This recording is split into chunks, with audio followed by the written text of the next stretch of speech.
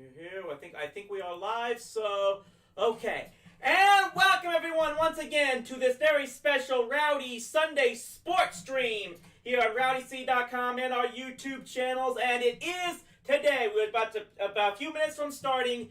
It is the day of the two biggest words in American sports. Even if it's just the opening round of the playoffs, they are still probably the two biggest words in major sports. Game 7. It is the 7th and final deciding game of this NBA opening round playoff series between the Dallas Mavericks and the Los Angeles Clippers. About to start up in about 10 minutes or so from now from the Staples Center in Los Angeles. Hopefully seeing that the Mavericks can, in fact, finally finish this off and win their first playoff series since the championship season of 10 years ago. And this time you might not just have to endure my yelling and ranting during this stream, because I am very fortunate to be joined by Charles Thomas of the Duke CT Lounge. Welcome, everybody. Hello. How's everyone doing this evening or this afternoon or whatever you're watching? Because that's what, Someone in the chat's already here, Ravizio Ramos, saying I'm looking like Sergeant Slaughter. Not sure whether to take that as a compliment or not. but yeah, so in the meantime, we got I think we're all both currently watching right now as we get north. It's a missed 3. It's a 7-point game right now between the Atlanta Hawks and the Philadelphia 76ers, with just a little over a minute to go. It looked for a long time like the Hawks had this game completely in hand, but now it's a 5-point game. 3-point lead now. 3-point. Well, we must be. I've got a 5-point lead, so we may be happy. Yeah, and that's, of course, that might be the one thing difficult for us. I think I've got on a delay that you might not have, because I'm watching this on the stream, a Sling TV. So you say it's now a 3-point game when I've got it as a 5-point game. Now it is a 6-point now. Well, yeah, this might be, we'll with this. We'll work with this. It's, yeah. It's, that's what it is. And... Yeah. At any rate, either way, like I said, this is almost like we were talking about just before I started up the stream, that you were saying this thing isn't over until that clock hits triple zeros, and you know what? You were saying earlier, like I said, if you lose the game in the first quarter, you don't deserve to win in the fourth. I'm going to say at least this much. For Philadelphia to fight back and come back and at least make it this close of a game, that shows them they've got some type of fight at least. And that maybe, I think people were already ready to write this series off completely. Just when this game was starting, and they were just doing nothing, of course, but seeing the praises of Trae Young, and it's probably all well-deserved. We're going to talk about that, but, no matter, as I said, even if Atlanta holds on to win this game, even if they had blown it out, like I said, all this means is still just a 1-0 game. And if anything, from my experience of watching this past playoff series between the Mavericks and the Clippers, winning game 1 doesn't automatically guarantee anything, because that's true. The way they played, the way the Mavericks played those first 2 games, I had originally said the series was going to go 7. After those first 2 games, I thought we were going to sweep. It looked like we might sweep them, but now... And that would have been the complete destruction of the Clippers if they actually... Which we may have all been hoping for, and would have been laughing at, but the bottom line now is, right now, it's come down to this one game, like I originally predicted it would, but I didn't exactly predict it was going to happen this way, because I'm trying to figure this out. At the very least, if the Mavericks are going to find a way to win this series, it's going to have it's going to have to rely on something. I'm not sure if this has ever happened before. Has there ever been an NBA playoff series where the road team won every single game? Which reminds me of how the Washington Nationals... I was about to bring that up. I know this has happened in baseball at least probably only twice. one time that you probably well remember, and one time that I remember pretty fondly. Yes, there was the 2019 World Series that the road team won all 7 games, and that ended up being the Washington Nationals beat the Houston Astros for the world title. The only other time that I can think of, at least in baseball, it wasn't a 7-game series, but there was the 2010 American League Division Series, which the road team won every game, and the Texas Rangers beat the Tampa Bay Rays to win their first playoff series in franchise history.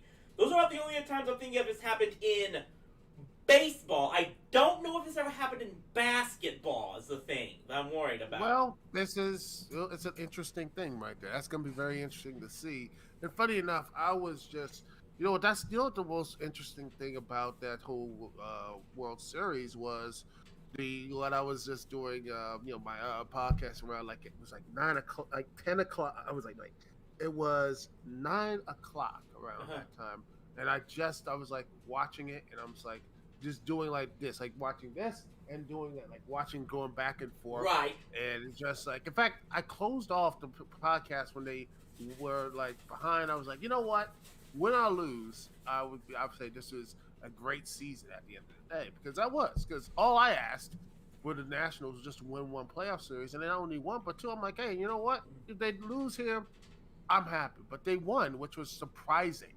I'm still surprised by that, and how they won, they came back, and how they, the pitching, the baseball, and I still think that Juan Soto should have won the MVP of the World Series, because he just was phenomenal in that.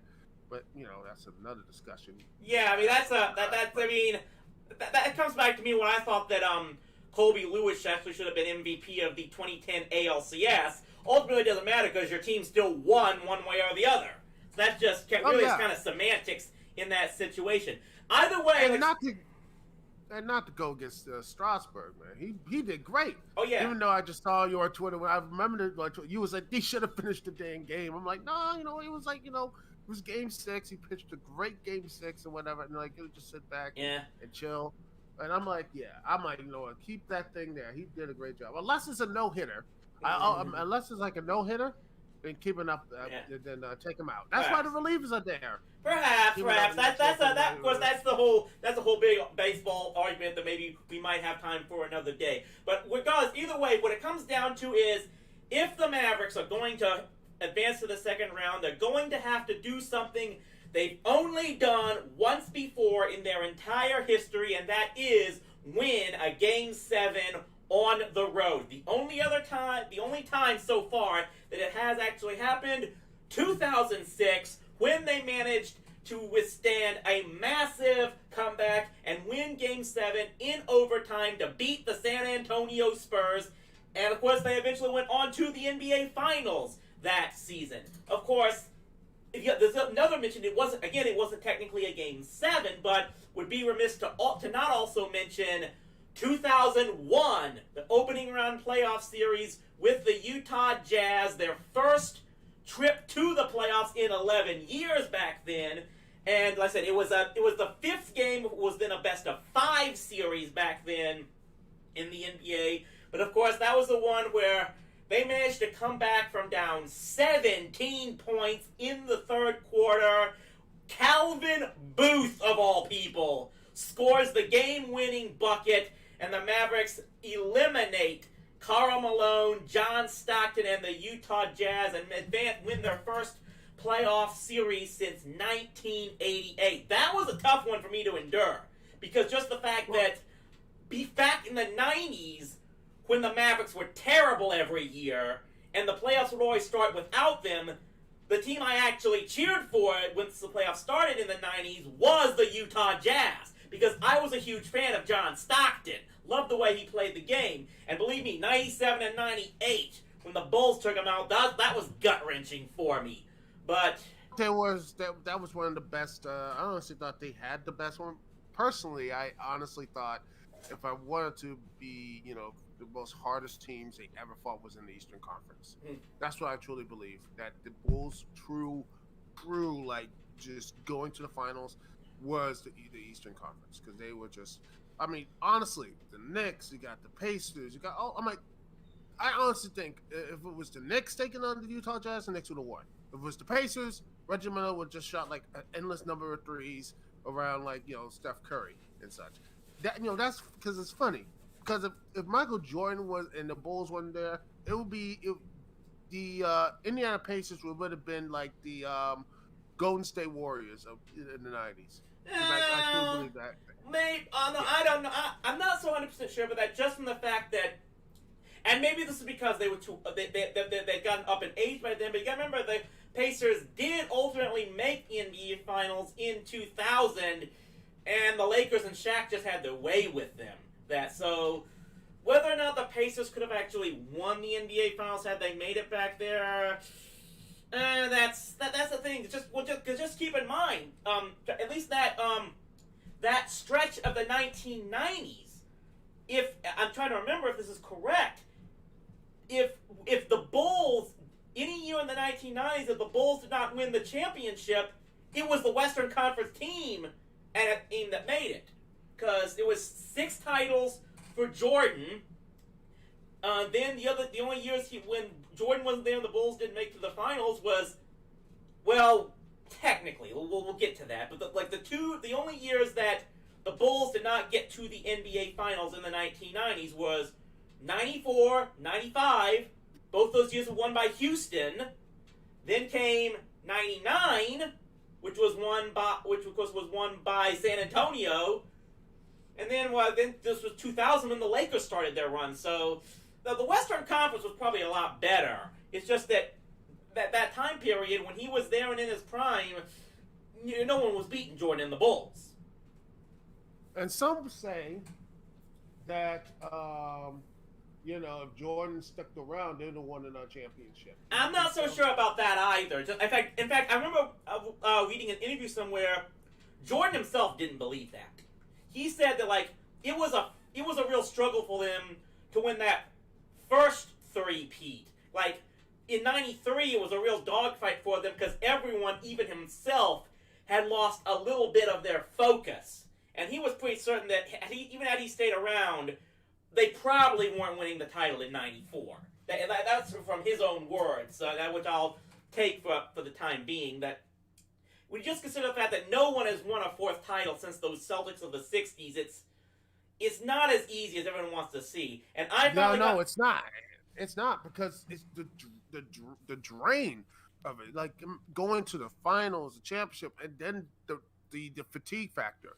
Postseason play. It just breaks you down. Yeah, meanwhile, we finally do have a final score from Philadelphia. The Atlanta Hawks have won Game 1, 128 to 124. Like I said, that one, at least early on, that game looked like it was going to be a lot more blowout than it turned out to be. And secondly, it's just going to be an issue of whether or not Philadelphia can regroup in this situation. But, which at least very much means we're probably going to get the Mavericks game started relatively quickly right now. It's about 2:44 here in the Central Time Zone. They were saying it was going to be a 2:40 tip-off. Let me just see if I can reset my stream here. See if we can just make absolutely certain. Let's throw this out.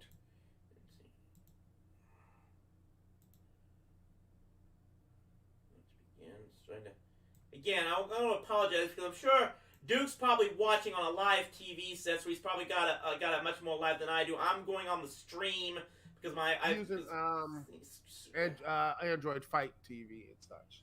Yeah, so that's what I'm using. The game is on ESPN3. It looks like, but anyway, I'm on Sling, so it's just about getting started and everything. Like I said, they were going to delay this tip-off anyway until the finish of the first game anyway, which, personally I'm saying in this day and age of streaming is not exactly necessary. I don't know why they have to keep trying to do that. As a matter of fact, I don't see why they're so scared of playing games simultaneously still. Just especially after my whole time of watching, after my experience watching Decision Day in the Premier League earlier this season, earlier this year. I mean, this age of internet is almost like playing games simultaneously. This is the biggest time to actually do something like that, because with streaming and everything, you practically turn your own TV set or computer almost into a sports bar back wall, pretty much. I just think we've grown past this situation where we have to, where we don't longer need to delay the start of a late game until the early game is completed. Not in this day and age anymore. Well, yeah, this is time to like move on from that. Oh, and just sitting, looking at the game. It looks like it might be starting soon. Yeah, it's about to get. Yes, they're about to get started up here from the Staples Center in Los Angeles. We are both hoping that the Mavericks can find a way to finally finish off the Clippers and not only win their first playoff series since 2011 when they won the championship, but also, I'm going to stop saying this here. So apparently the way they've got this whole thing in LA set up, this I don't really get. Apparently they are allowing a small faction of crowds in there, as we're all still recovering from plague hell and everything. But what I don't get is, apparently the seating sections that they're actually allowing fans are on the camera side of the arena. Well, we have to show people there. That's the thing, is that that's what I'm talking about. All the actual people are on the side that the camera is at, which means the other side, the shot that the camera is actually showing, the camera's actually showing the side of the arena with nothing but the cardboard cutouts in the stands. The actual people are on the same side as the people there. Yeah, but you would just figure that they want the actual crowd people in front of the camera, not on the same side of it. That is just bizarre, in my opinion. Oh, I'm gonna take a leave for one quick second. I'll be right back. All right? Absolutely. Here anyway, but we are just getting underway, and we get the first score from the Mavericks. They get off to at least a good start to begin with here, as they're in their standard home. Well, not the home because they're on the road team, but they're in the white jerseys, which is something I've always actually liked, to be perfectly honest. I'm going to say this right now. As a soccer guy, I have always preferred that the home team wear the colors. So we get a three-pointer attempt by Kristaps, doesn't get it. The rebound goes all the way out of bounds, and it looks like it's going to go to. They're going to give the ball to the Clippers. But the Mavericks do have an early 2-0 lead in about the first minute. Rowdy, Chris Lee Boy, coming to you live here, watching Game 7 of the first round of the NBA playoffs between the Mavericks and the Clippers.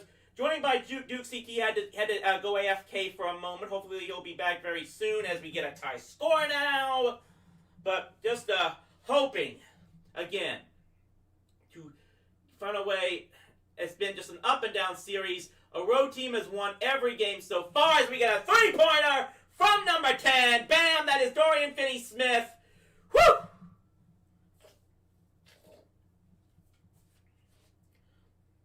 Trying to kick out here. Ooh, Schuer's defender away. Now he goes inside. Layup is good, but the Mavericks still lead 5-4.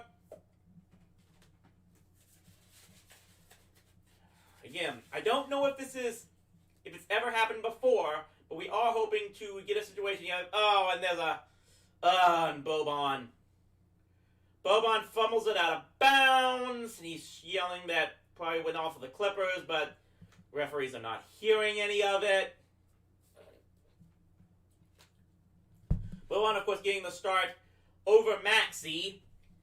Chuck Cooperstein was saying that's because they actually like the defensive matchup there, that Boban's presence in the paint allowed to reduce inside scoring from the Clippers.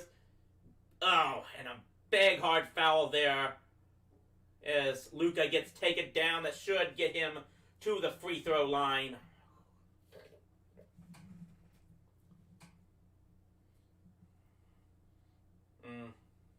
Well, at least might not have been as hard as we usually thought, but he definitely was in the air in the act of shooting. This is we're gonna have to worry about more than anything else. Let's bring up the switch over to here, and I'm gonna have to reset this as we finish. It hits that one free throw. Good.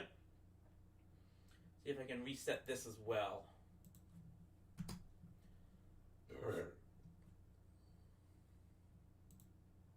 Okay, so we got a score going here for you now. Luka, I think, managed to hit the first free throw. This is what he needs to do. Got both of them. Good. Good. Free throw shooting is what's the one area, especially one area in particular of Luka's game that he's seriously got to improve on. Like I said, when you had a guy like Dirk for years, who was a career 90% free throw shooter, and then it just makes you cringe that a guy, especially with a skill set like Luka, misses free throws, especially in the playoffs. Really just hurts you. And there's a steal, a bad pass.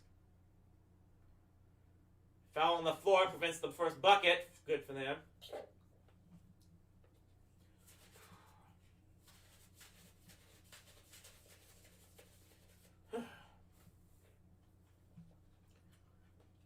Currently 7-6 Mavericks. Clippers are getting ready to inbound here. Come on. Well, somewhat good defense by Kristaps there to prevent the drive to the basket. Ugh.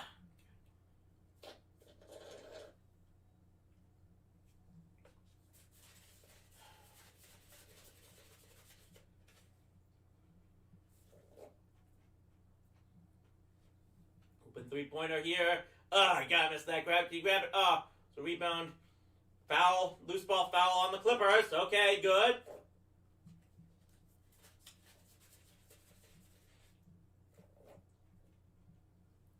Hoping to be rejoined by Duke CT very soon. Had to go AFK for a bit.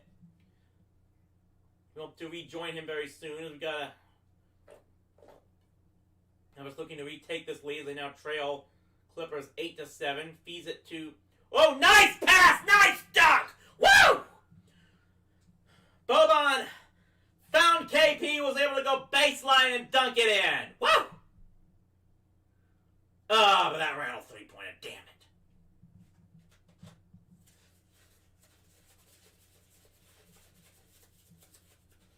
Cannot let Kawhi be free to do what he wants right now. Nice bump fake. Oh! Does that go?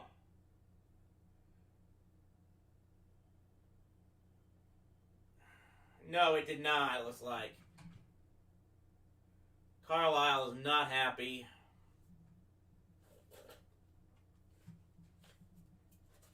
Please get a foul. No, there can't be a foul on Luka.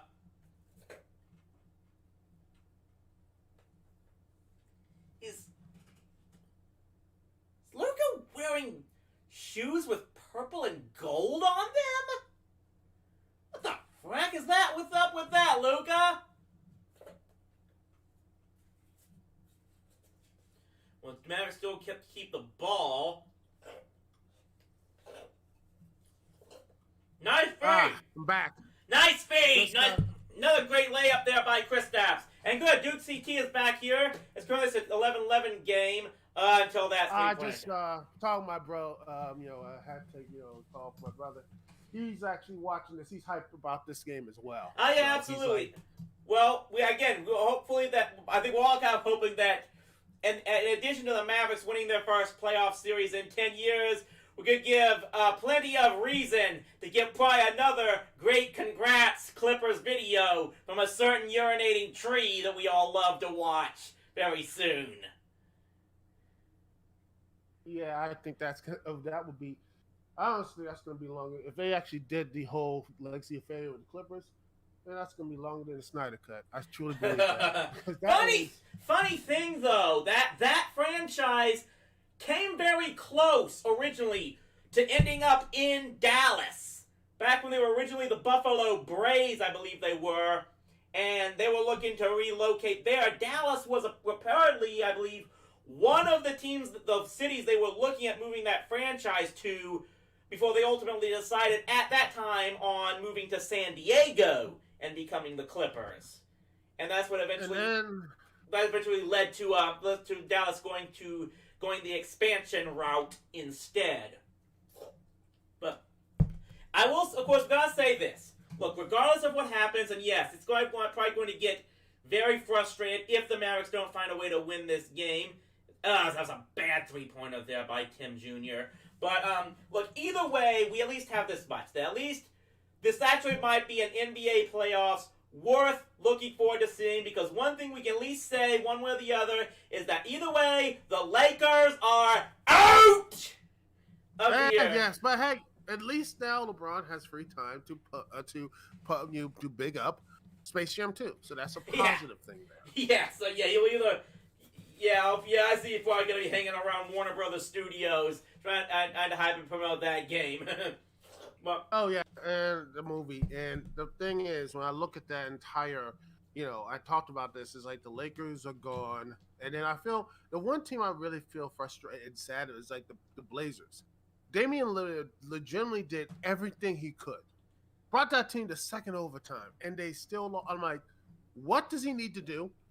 Because he's like, I wouldn't be surprised if he does leave. Well, you know what you're saying. You know what you're saying here is that everything you're saying about Damian Lillard is almost everyone down here is pretty much saying the same thing about Luka. It's like people are already. I mean, this series isn't even over yet. Their season is still going on, and people on my Twitter feeds and everything, they are yelling for the Mavericks to trying to give Luka some level of help. And yes, they've already started talking about Damian Lillard to Dallas already. That's at least one idea. People have been talking about Kawhi to Dallas, for frack's sake. And I'm like, why? Why do you want that head case here? I mean, look, I'm going to say... That's what it is. Yeah, and I'll say this right now. You're talking about a guy who still feels the stings of when Rajon Rondo was here in Dallas, and how he just injected this club with poison, when Lamar Kardashian was here, and that entire debacle, which I'm never gonna forget, and that more than anything is why I've always been. That combined with the way the Mavericks won that one championship 10 years ago is why I've always been timid and tepid on this whole stockpile as many superstars as possible. I've actually got this one video I'm trying to put up together right now that I hope to drop on June 11th, which will mark the 10th anniversary of the Mavericks winning that championship. I'm going to go whole long into just the history of do these super teams really work, and all the problems you got to go through, just the gamble you really take, and just as to whether or not all of these superstar egos actually mesh together. And it just one thing that gets me is it just amazes me how many people here in Dallas think that going the route that the Rockets went is the way to go, when you look at just how much of a disaster the Rockets had been these past few years. Yes, they made it to at least once made it as far as the conference finals, and then missed they completely fell apart, missing a million 3-pointers in Game 7 on their home floor and everything. And they had the gall to blame the refs. Oh yeah, I am just like, did you not see what you were doing? The ego, and I'm just like, no. Yeah, but it just only get to the fact that trying to remember all the different players. Like Harden couldn't play with PG-13. He couldn't play with. They tried to they actually gave him his old Oklahoma teammate in Westbrook back. They couldn't play together, and then ultimately Alec Horowitz in the channel. Glad to see you here. They ultimately had to give up and get rid of Harden as well after they dumped Westbrook off to your Washington Wizards, and then they had to give Harden to the Nets to build that super team, and now the Rockets, they're screwed for the near future. John Wall, he is a good player, and he actually, I think he called, dude out. I'm like, he said, hey man, you know what? We got the team here. Let's go. Let's keep going. That's what he does. And I don't know, Harden. And by the way, it's just funny that Harden was like this big and slubby and such during Houston, and then like a couple days later he went to Brooklyn, and then he's like he's all like he's skinnier. I'm like, what happened? It's like, was he wearing a fat suit under there? What was the deal? You would just just one of the stupidest things I ever heard from another player. We get another 3-pointer there, damn it. I heard someone saying with people suggesting that Harden was the greatest player the Rockets have ever had. And as someone who personally saw Hakeem Olajuwon play, I had to think, are you freaking kidding me? This is what, tell me you're like, it's like those little thing on social media. It's like, tell me you're like 15 by not telling you you're 15. Yeah. This is like, these are like, that's what it is. These kids, they have not, they don't watch like stuff like, seeing how like players were back in the 90s and such. And I truly believe that, Elijah, how they were great players. Oh, yeah. Great. One of the best, like, honestly, I think if Jordan was there, they would have probably beat the Bulls. They would have probably beaten them. That's what it is. And all those great players, Hakeem, Clyde Drexler, all that stuff.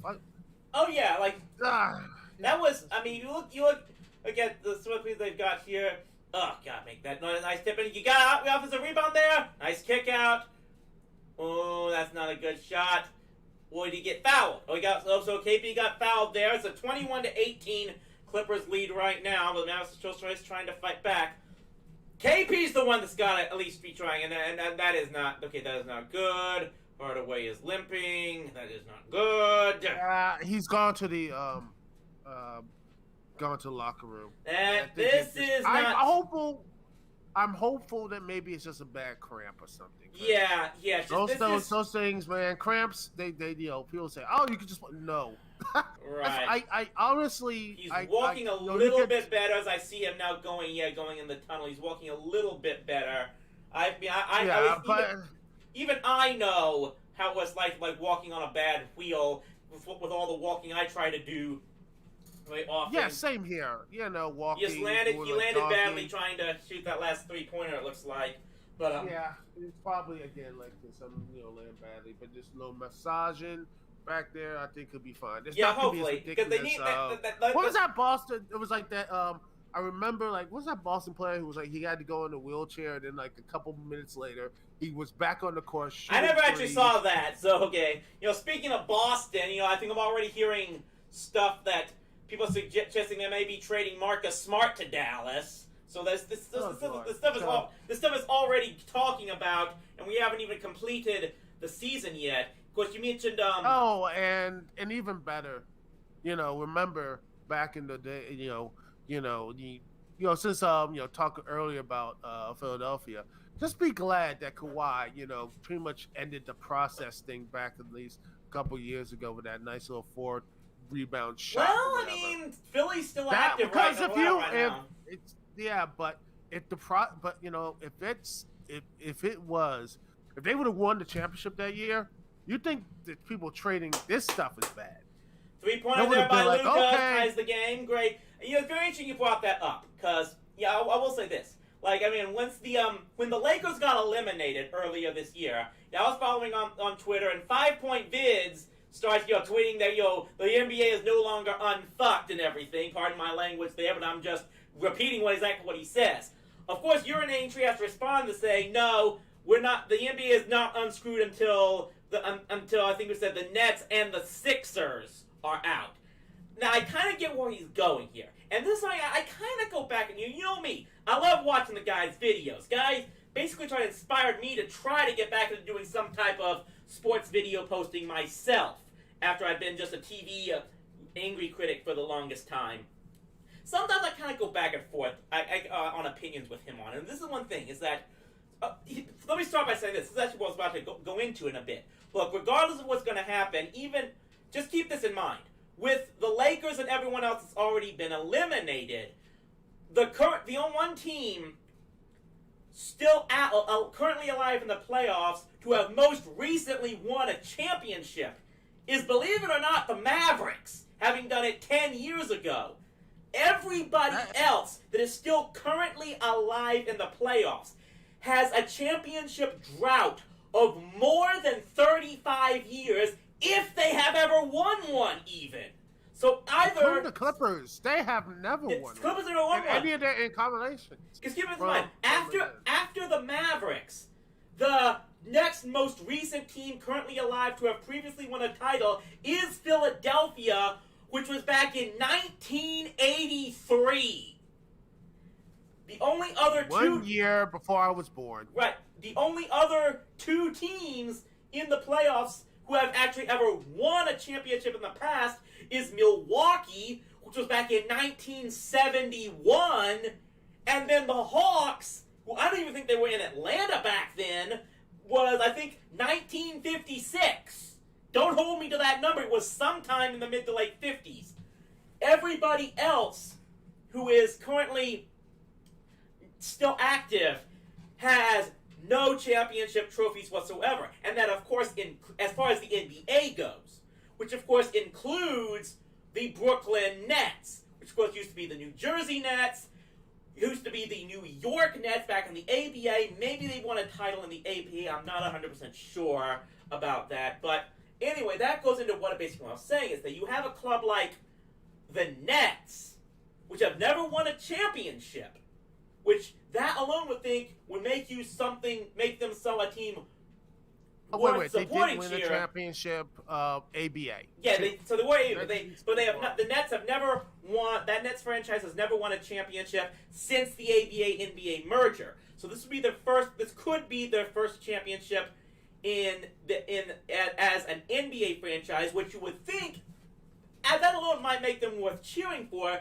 But I do understand what Urinating Tree is trying to say is that so that the NBA would still be effed if they won, because they went the super team route to get it, going out and getting Kevin Durant, Kyrie Irving, and then James Harden. So that's the kind of things that on one side you're looking at a club trying to win its first ever championship, but then just the fact that supposedly they didn't quote unquote do it the way we want them to do it. And this actually I might be talking about in this video I was talking. Then you've got Philadelphia. They didn't exactly build a super team, but I kind of get why he doesn't really like them. Well, I think of two reasons he probably doesn't like them. First, because it's Philadelphia, and he's a Pittsburgh guy, so that's why that whole thing going there. It's kind of like me having to hate anything in Houston, more or less.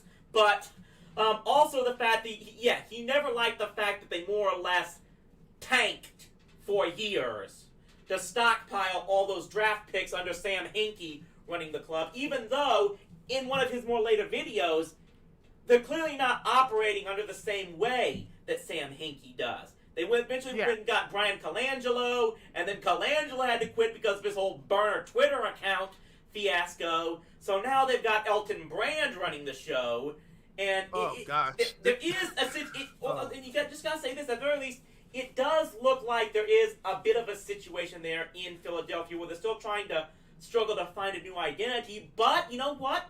They're still active in the playoffs right now. Gotta give them that much, and I'm kind of sorry that they are because of who they had to eliminate in the first round. I really was pulling for your Washington Wizards, Duke. I gotta say that. It was. They did a great job. Yeah, they did a great job coming back. Believe me, more than anything, I wanted a Mavericks Wizards finals this year. And so I saw that game too. That was great, and I was like, that would be nice. But a couple things, because one, I think that the Wizards need to have I think the Scott Brooks era, well, he was successful here for all that time. I think it's probably coming to an end, which probably maybe be a good thing or not. Who knows? I would give him at least one more year personally, but it just seems like when they came together. I think if they had a full season, a full NBA season, I think they would be done well. And secondly, I think the Mavericks. I honestly think the Mavericks. They can. I think they. They could go to second and third round, maybe. But I just think when I honestly think it's going to be either the Nuggets or the Suns, because I think those teams are the most complete. Wait and see on that. They're the Suns and Nuggets. By the way, are facing off in the second round. We'll start off in a couple of days. That's the second round matchup there, winner of between this game between Dallas and the Clippers, they will go on to face Utah. I believe that game will start on that game one will be on Tuesday, as it looks like Tim Hardaway Jr. is coming back. So hopefully that foot is better. So good for him on that. He's got kind of Carolina blue shoes going there. Well, I really don't get. I saw this earlier while you were out. The shoes Luka's wearing, it almost looks like they've got purple and gold on them. And I'm like, what the frack there? Is he trying to taunt the Clippers? Well, by saying that they're not the Lakers or something like that? They are basically, the Clippers don't need to be mocked anymore. They're the Clippers. It is their, it is what they are. That's the craziest thing. Who they are, and that is their punishment. And that's what I'm about to say. I've mentioned this a few times already. It is just amazing how, believe me, I'm old enough to remember back in the 1990s when the Los Angeles Clippers were one of the worst franchises in the entire league. And you know what? This was back when the Mavericks were terrible, so I knew what was coming for.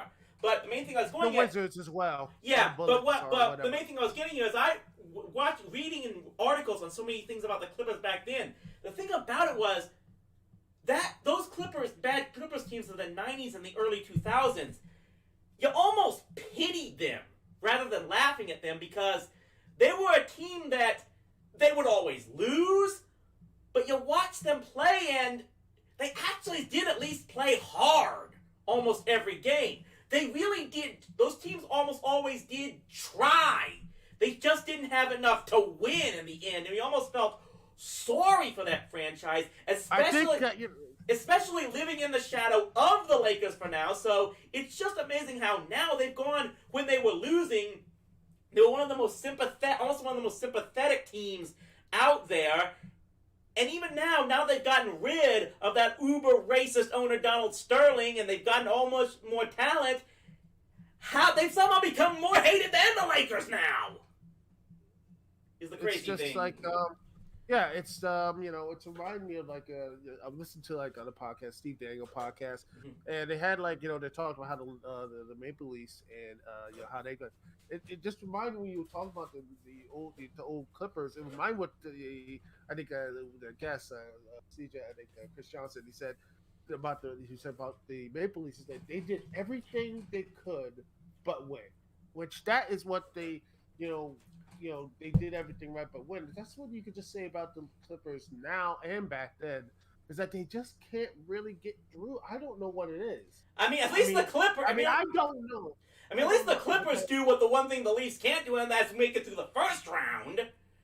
Hoping it doesn't happen now, but yeah, that was the craziest thing. Like, even I'm not saying I'm still not that much of a hockey guy. It's just I've just never had the time to really get into it for the longest time. That's just my thing. And especially now when I'm actually trying to reduce my sports obsession so much to more focus on my video making and everything. But I actually, I think I started watching part of Steve Dangle's reaction after the Leafs lost that Game 7, and it was kind of difficult to watch. It kind of goes back to something I've been thinking about for the longest time. It becomes not just Dangle's video on the Leafs, but also Urinating Trees live stream of that Steelers playoff game against the Browns earlier this year. And it just gives was done by the first play. That was. I mean, if I wasn't having to see a fan like that suffer so hardly, it would have been one of the most comedic things I've ever seen in my life, what happened in that playoff game. And like I said, it's one of the only reasons I would have had to actually watch an NFL game in my own view. But it just watch that. It's just sad. It was like it's anger and that type of And that's what I'm getting at. That's what I'm kind of getting at here, is that it sometimes makes me wonder why we put ourselves through this so much. It's like so many of us, the games we watch way more often than not, almost end in misery to this point. And I kind of laugh at the fact that the Dallas Cowboys haven't won a Super Bowl since 1995. As someone who doesn't like the NFL or the Cowboys, I've taken some kind of perverse joy in watching that stuff. But again, then you look at the Toronto Maple Leafs. That is a club that that city's obsession with hockey, has to greatly exceed people's love of football here in Dallas. It's like infinite times greater. And for that team to go more than half a century without the championship, and the fact that even after their horrible owner, Harold Ballard, finally passed away all the way back in the early 90s, and ever since then, you look at a lot of the moves that a club has made, especially in the years since Harold Ballard was gone, they've always made the right moves, so to speak, but they just... Yeah, they just can't do it. Once they get on the ice with the skates, they've never been able to put it together, almost. It's like with the article I looked at, it says the Maple Leafs are the Yankees of the NHL, but worse. And that's what I saw. Because the Yankees have actually won! Yeah, and I told him, I talked about it in my podcast, it's like, the Yankees, here's the thing. You want to talk about the Yankees, like, they actually, I remember them winning a championship in my lifetime. What does any Maple Leafs can say that? How many Maple Leafs fans can say, oh yeah, I saw them win a championship? I saw the Yankees win 3 championships when they ran through the Rangers to get there, even, back in the late 90s. Meanwhile, it is now, as I've updated this, we are through the first quarter in Los Angeles. Mavericks 38, Clippers 35. They put this one graphic up before they went to break. Mavericks are 30-2 this season when leading after the first quarter, so there is some good news there. Although I think I like the fact that at the end of the part, they say Luka was like, yes, everything's fine, pointing to the camera. It's like, yes, everything's good. If Luka's got some confidence going, hopefully that neck is taken care of in some ways. I just think that if the Lakers, like I said, if the Clippers don't do this, I think they would be right where the Mavericks are. I mean, the Maple Leafs are. They did the right moves. People were saying, "Oh my gosh, you got PG-13, you got Kawhi, you got all this talent," and people were like, "This is amazing. They might actually do it." And then the bubble hits. They completely embarrassed themselves, and now they might not even get past the first round if things keep going the way it's going. We are currently in break right now as far as the game goes. I need to step away for one moment. Just stay tuned, everybody, my rowdy friends. We will be back watching this NBA playoff live stream here, Mavericks against Clippers. I'll be right back in just a moment. All right, don't worry. I will keep them entertained, at least somewhat. All right. So, anyway, let's see. I'll look stuff on, let's see.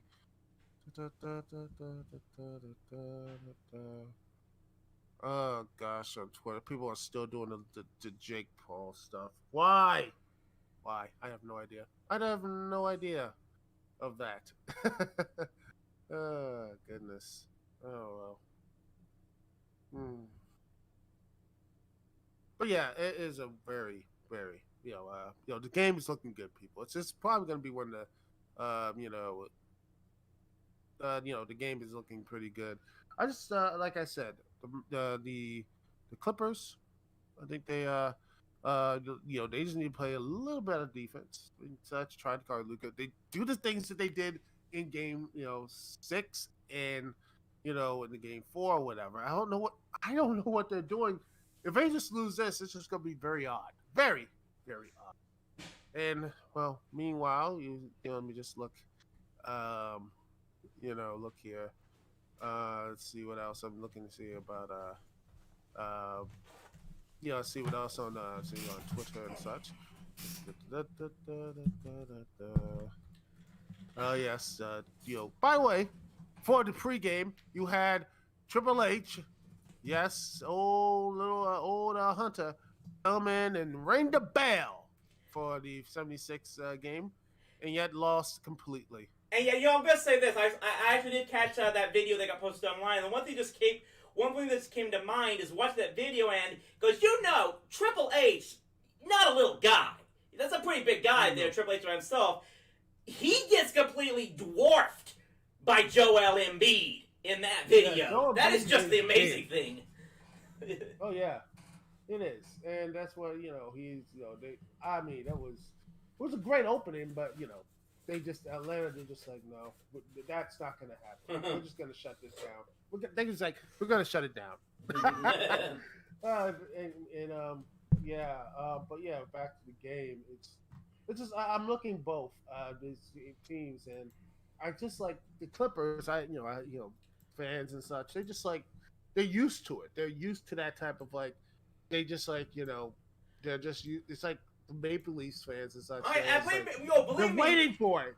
They're waiting for the hurt. They're just like they can't. Oh, I can tell you, but watching my Twitter feeds, so many Mavericks fans, they're almost the same way, and we at least have a title to look back on from 10 years ago.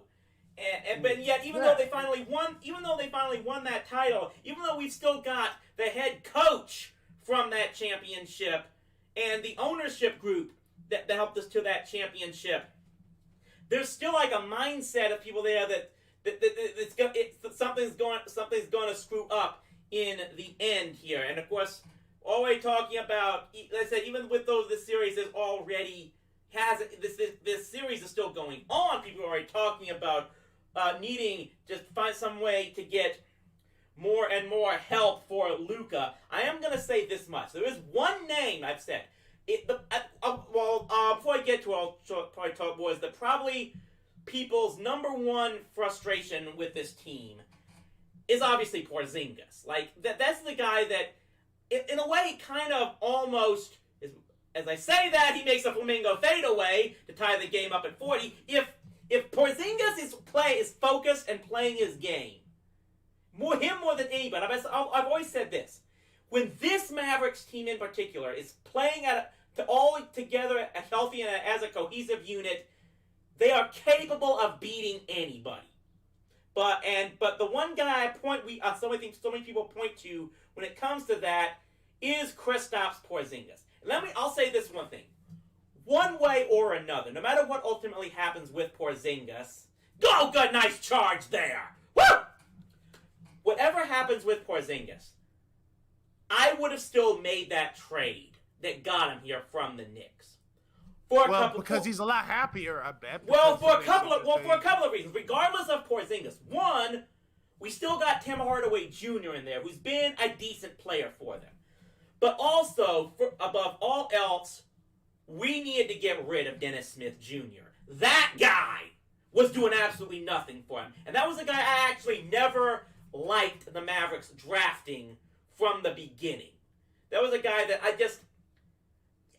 you really think you want to build around a guy who leaves college after 1 year in which he couldn't even get an ACC team into even the NIT? He can't get North Carolina State into a postseason tournament, and he thinks he's automatically good to go for the NBA. That was just... I knew that guy was never going to work out, and one way or another, the Clippers had... The Knicks had to get rid of him before they finally turned things around and made the playoffs this year. So at the very least, that deal was an addition by subtraction thing, just for getting rid of Dennis Smith Jr. But back to Kristaps one way or the other. It is almost kind of like, I hate to bring up this name because, of course, the fact that he suffered a major injury recently, and I really hope he is recovering as best as possible, because he is a good guy above all else. But he does but the way Kristaps sometimes plays probably can remind Mavericks fans of Sean Bradley, who this is a guy that has the abilities, but just could never put out the effort all the time that was needed. If he put out effort all the time, he could be something special. But it looks like they obviously people thought this was thought it was going to be easy because they're both Europeans, but it does sometimes look like Kristaps and Luka don't always play the best together. But I'm going to say this much. So let's just say, for argument's sake, they're going to have to look in another direction whenever this season ends. There's one name I actually heard that I might be willing to give a try here in Dallas, and that's Blake Griffin. I actually heard some things online here that supposedly Blake Griffin, wherever he's playing for now, I need to double check that, that he's apparently been playing at the level that people want to see Kristaps playing. And you can correct me if I'm wrong here, but it looks like Blake Griffin will be the type of guy that I think he's playing for the Brooklyn Nets, actually. Okay. Well, then that's a very important thing for me from where I'm going here, is that if Blake Griffin ends this season without a ring, that's the kind of guy I kind of want here on my team. Just because that's the type of guy he's been an all-star, he's been among the top players in the league, and if he's done everything except win a ring, that's the kind of guy I want here. Because that's the type of players the Mavericks had 10 years ago. That team, actually including Dirk, it was Dirk and a bunch of guys who had done so much in their careers except win a championship. And what happened was that year was it was just like every single one of them just came together, united in that drive of, we are going to win this thing together. None of us have been to the top of that mountain. We're all going to find a way to do it here. Because you had guys like Tyson Chandler and Jason Kidd and Jason Terry and Sean Marion. I mean, Kidd was a 10-time All-Star in 2011. Marion had been a 4-time All-Star. Again, I'm not in favor of... I'm super teams. Yeah, I'm tepid on just stockpiling superstars, but just give me... Luka's got the ability to carry a team as he gets the role there. And that's the other thing you gotta remember. This guy's only 22 years old. This guy is still at the absolute top of his at the beginning of his career. And people are already griping online about, are the Mavericks going to waste his career like they did Dirk's? Even though Dirk won a title here. That's people are saying that Alexander Ovechkin wasted his career with the Washington Capitals. Yeah. I'm like, that's... It's a situation of, some people seem to think that Mark Cuban and Donnie Nelson almost never gave Dirk a proper supporting cast for him. I don't really think that was the case. Cuban kept trying to get players here who could work alongside Dirk. They just never did it. And that's almost the very difficult thing to do here. Like, I've always said this. I thought them getting Rajon Rondo was the best move they could have possibly made in 2015. And when that thing completely fell apart, that was one of the things that actually turned me off to the NBA for a number of years. Now we've got this guy in Luka. I'm going to say this about Luka. He's got great skill sets. You know who actually, the first guy I think of when I think of the way Luka Doncic plays. I'm really going to go into the Wayback Machine when I pick this, tell you about this name. But the gun guy he came up to remind me of, Pete Maravich. This guy is just one of the flashiest scorer players I've seen. That when I see this guy play, I can't help but wonder, is this what it was like to watch Pistol Pete play? Because that's the one guy I think of. We get a steal here by Porzingis. Nice feed there, and he does not get the three-pointer there. Oh, man. 48-42. Clippers leading. About 6:30 to go in the second period. And my tracker, is it working? Yeah, it is working. Okay, it is. Okay, I was just wondering if the screen was working there. But the main thing was, if there's one thing there's a couple of things that worry me about Luka. One is the free throw shooting. It's just for a guy of his skill set. That's right there. I also think they need, I don't know, off season. He needs to be just free throws. The other thing is he can get extremely emotional on the floor. And that's the two things that above all else, I think, was what made you really respect a guy like Dirk Nowitzki. Is the guy that, nice drive, and is Boban okay there? Slowly get up, and you think he's okay, good. But one, one, Nowitzki was a 90% free throw shooter for his entire career, which is just freaking outstanding. But also that he always, for the most part, kept his cool on the court, which is the one thing. That being said, a guy like Luka, I think, is someone you can possibly build around, but they've got to get. Like I said, I don't think they need a Kawhi Leonard type guy, or even maybe a Damian Lillard. What you need is guys like a good role player. Yeah, well, they got what you role guys players that to build more around, specifically like that. You need. I think you need a level of veterans that have the playoff experience, but also have the drive.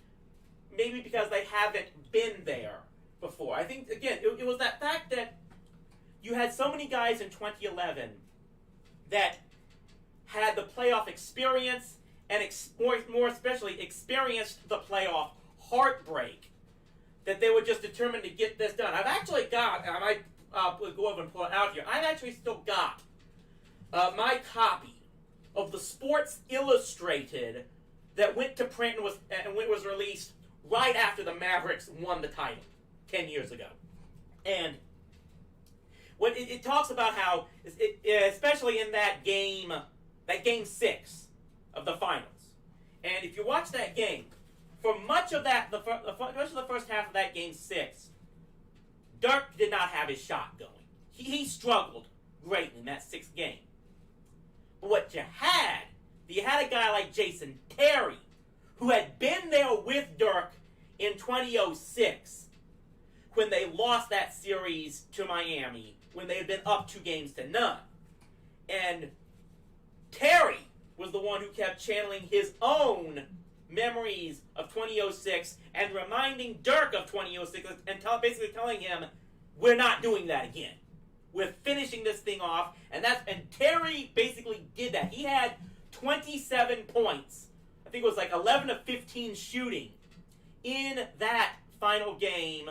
Dirk finally got his shot together in the fourth quarter, scored 11 fourth quarter points to finish that thing off. Actually, I'm going to give me one moment here. I'm going to give something else I want to talk about here. One moment.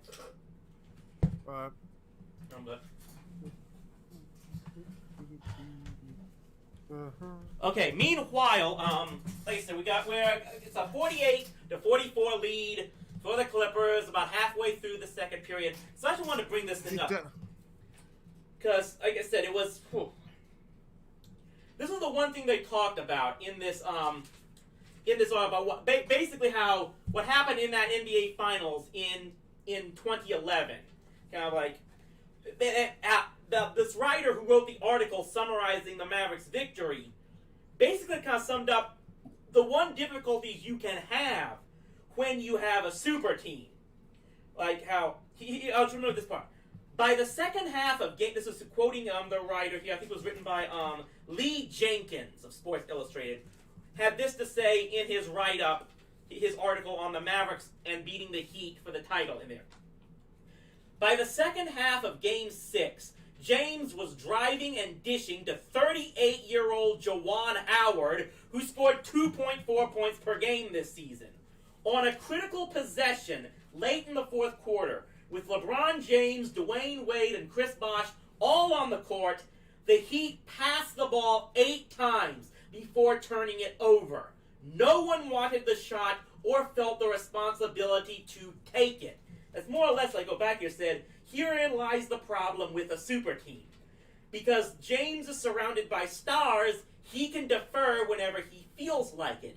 Nowitzki, on the other hand, is always at the center of attention. He has no choice. In this way, and this way alone, one star may be better than 3. We've all seen it at some point this year, James says. You're kind of waiting and waiting and waiting, and then you just get to a point where you're all out of rhythm. That's basically what was going on. The one difficult thing is that the problem you can sometimes have with these just stockpiling all these superstars is, one, you want to have a group of guys that at one point maybe just arguing with each other on who gets to take the shot, But then when the pressure's on, nobody wants to take the shot. And that's the one thing that a guy like Dirk knew, especially by that point in time of his career in 2011. He knew he was the guy the Mavericks had to rely on, so he had to not be afraid to take the shot when necessary. And just once you had the type of players around him who knew that no matter what, Dirk was the number one guy, and just everyone else was required to take on a role that was also needed in order to get that team to help win games. That's what brought it all together, and that was why I think was what made that Mavericks team in 2011 just a team that you really wanted to see win and was worth cheering for. Yeah, and that's what it is. That type of, you have good players. You can find people around you, but you need that star. You need that moment. You need that person who's going to take the kill shot. You know? You need that one. I think you that need person. that. Like, for example, I look at, say, when Wall was there, I remember that shot, like, dagger, and I guess winning against the Bulls, like, a couple years ago.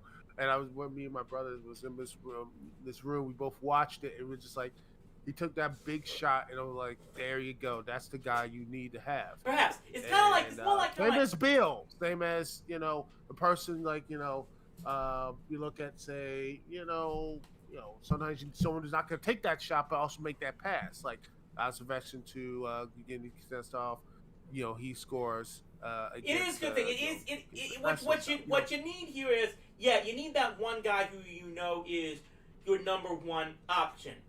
But you also need that other guy that if your number one guy is struggling, you do have a number two guy you can rely on, but at the same time that number two guy knows he's the number two guy. He's not going to be the star. And I hate to talk about this team, but that's also basically what they had for the longest time in San Antonio. Like, after David Robinson retired, Tim Duncan's the Spurs was hands down Tim Duncan's team. But you still had a Manu Ginobili or a Tony Parker that could be counted on if Duncan happened to have an off game. But they still knew that ultimately they're deferring to Tim Duncan. And that's what you had in Dallas, especially that one particular year where you had Dirk, first and foremost, but if you needed him, you had a Jason Terry in there as well. You had a Sean Marion who could do a little bit of both on offense and defense. And then, of course, the bigger thing, because this I think is the most difficult thing to find in the game of basketball, especially at this level, you had Tyson Chandler, who knew that his role, above all else, was just to provide defense, rebounding, and energy. And that's the one difficult thing I think you have in the NBA, especially in this day and age, where the center can no longer be like the dominant force that you had in the days of Hakeem or Robinson and O'Neal or Kareem and whatnot. It can be really difficult to find a 7-foot guy who has the lack of ego to be able to say that, look, his job is just to focus on preventing the other team from inside points and defending and rebounding. For them to be that deferral, for a 7-footer to be that deferring, that's not the easiest thing in the world to find, unfortunately. It's going to, like, because big guys like that, you're talking about a guy who probably has dominated the game much of his life up to the point of getting into the NBA. But then once you get to the NBA, he might not be able to dominate, and especially in this game, you're not looking for a dominant back-to-the-basket inside presence anymore, especially not today of all days. As the game has progressed so many of all these years, the guys who basically play the game from the perimeter side have become so much more valuable than what we expected from this game originally for a long number of years. Yeah, that's you look at that. So it's going to be a very you have to like I said, you got to build a team that is not going to be unselfish, but also you need people can depend on and find diamonds in the rough as well. You know, that's up to scouting, that's up to all this type of to really know about that sort of thing to make sure a team works.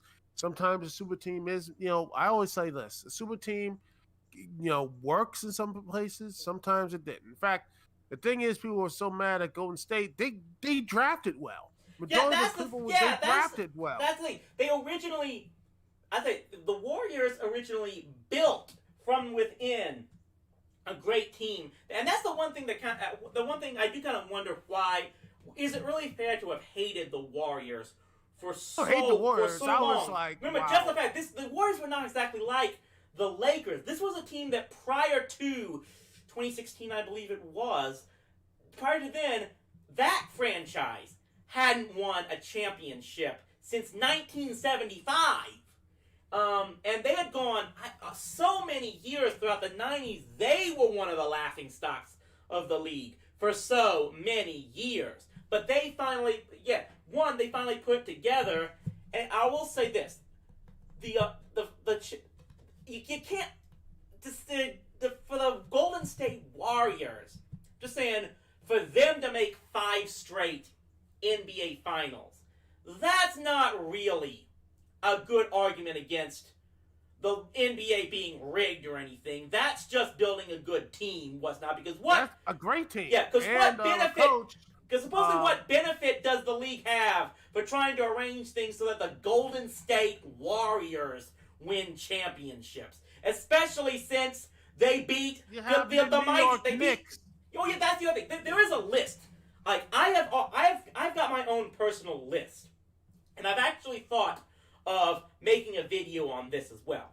A list of 5 reasons why the NBA cannot be rigged, and at least 3 of them are: the New York Knicks have never been a good team for the past 20 years, which the New York franchise has not been a great franchise. The San Antonio Spurs have won 5 championships.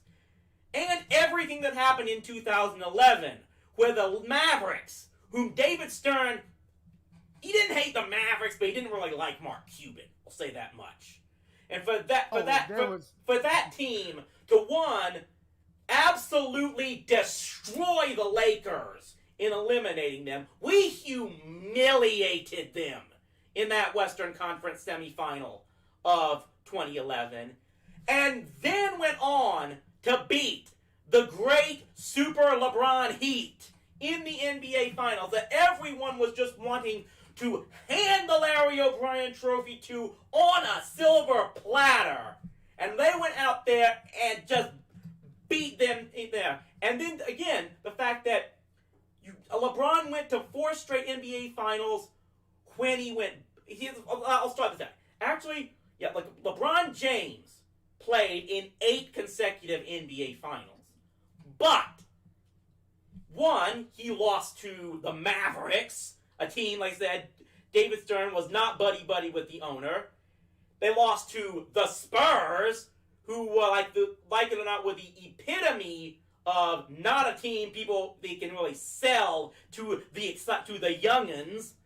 Then he goes back to Cleveland, and he loses 3 times in the finals to the Warriors. Like, if the league is so supposedly rigged, how could their number 1 player lose?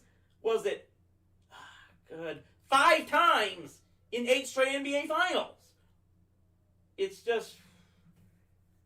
Well, people like to have that narrative. Yeah, because believe me, it's fun. It's a fun narrative, but then again, when you start looking at that, I mean, it falls apart. It just completely and totally falls apart.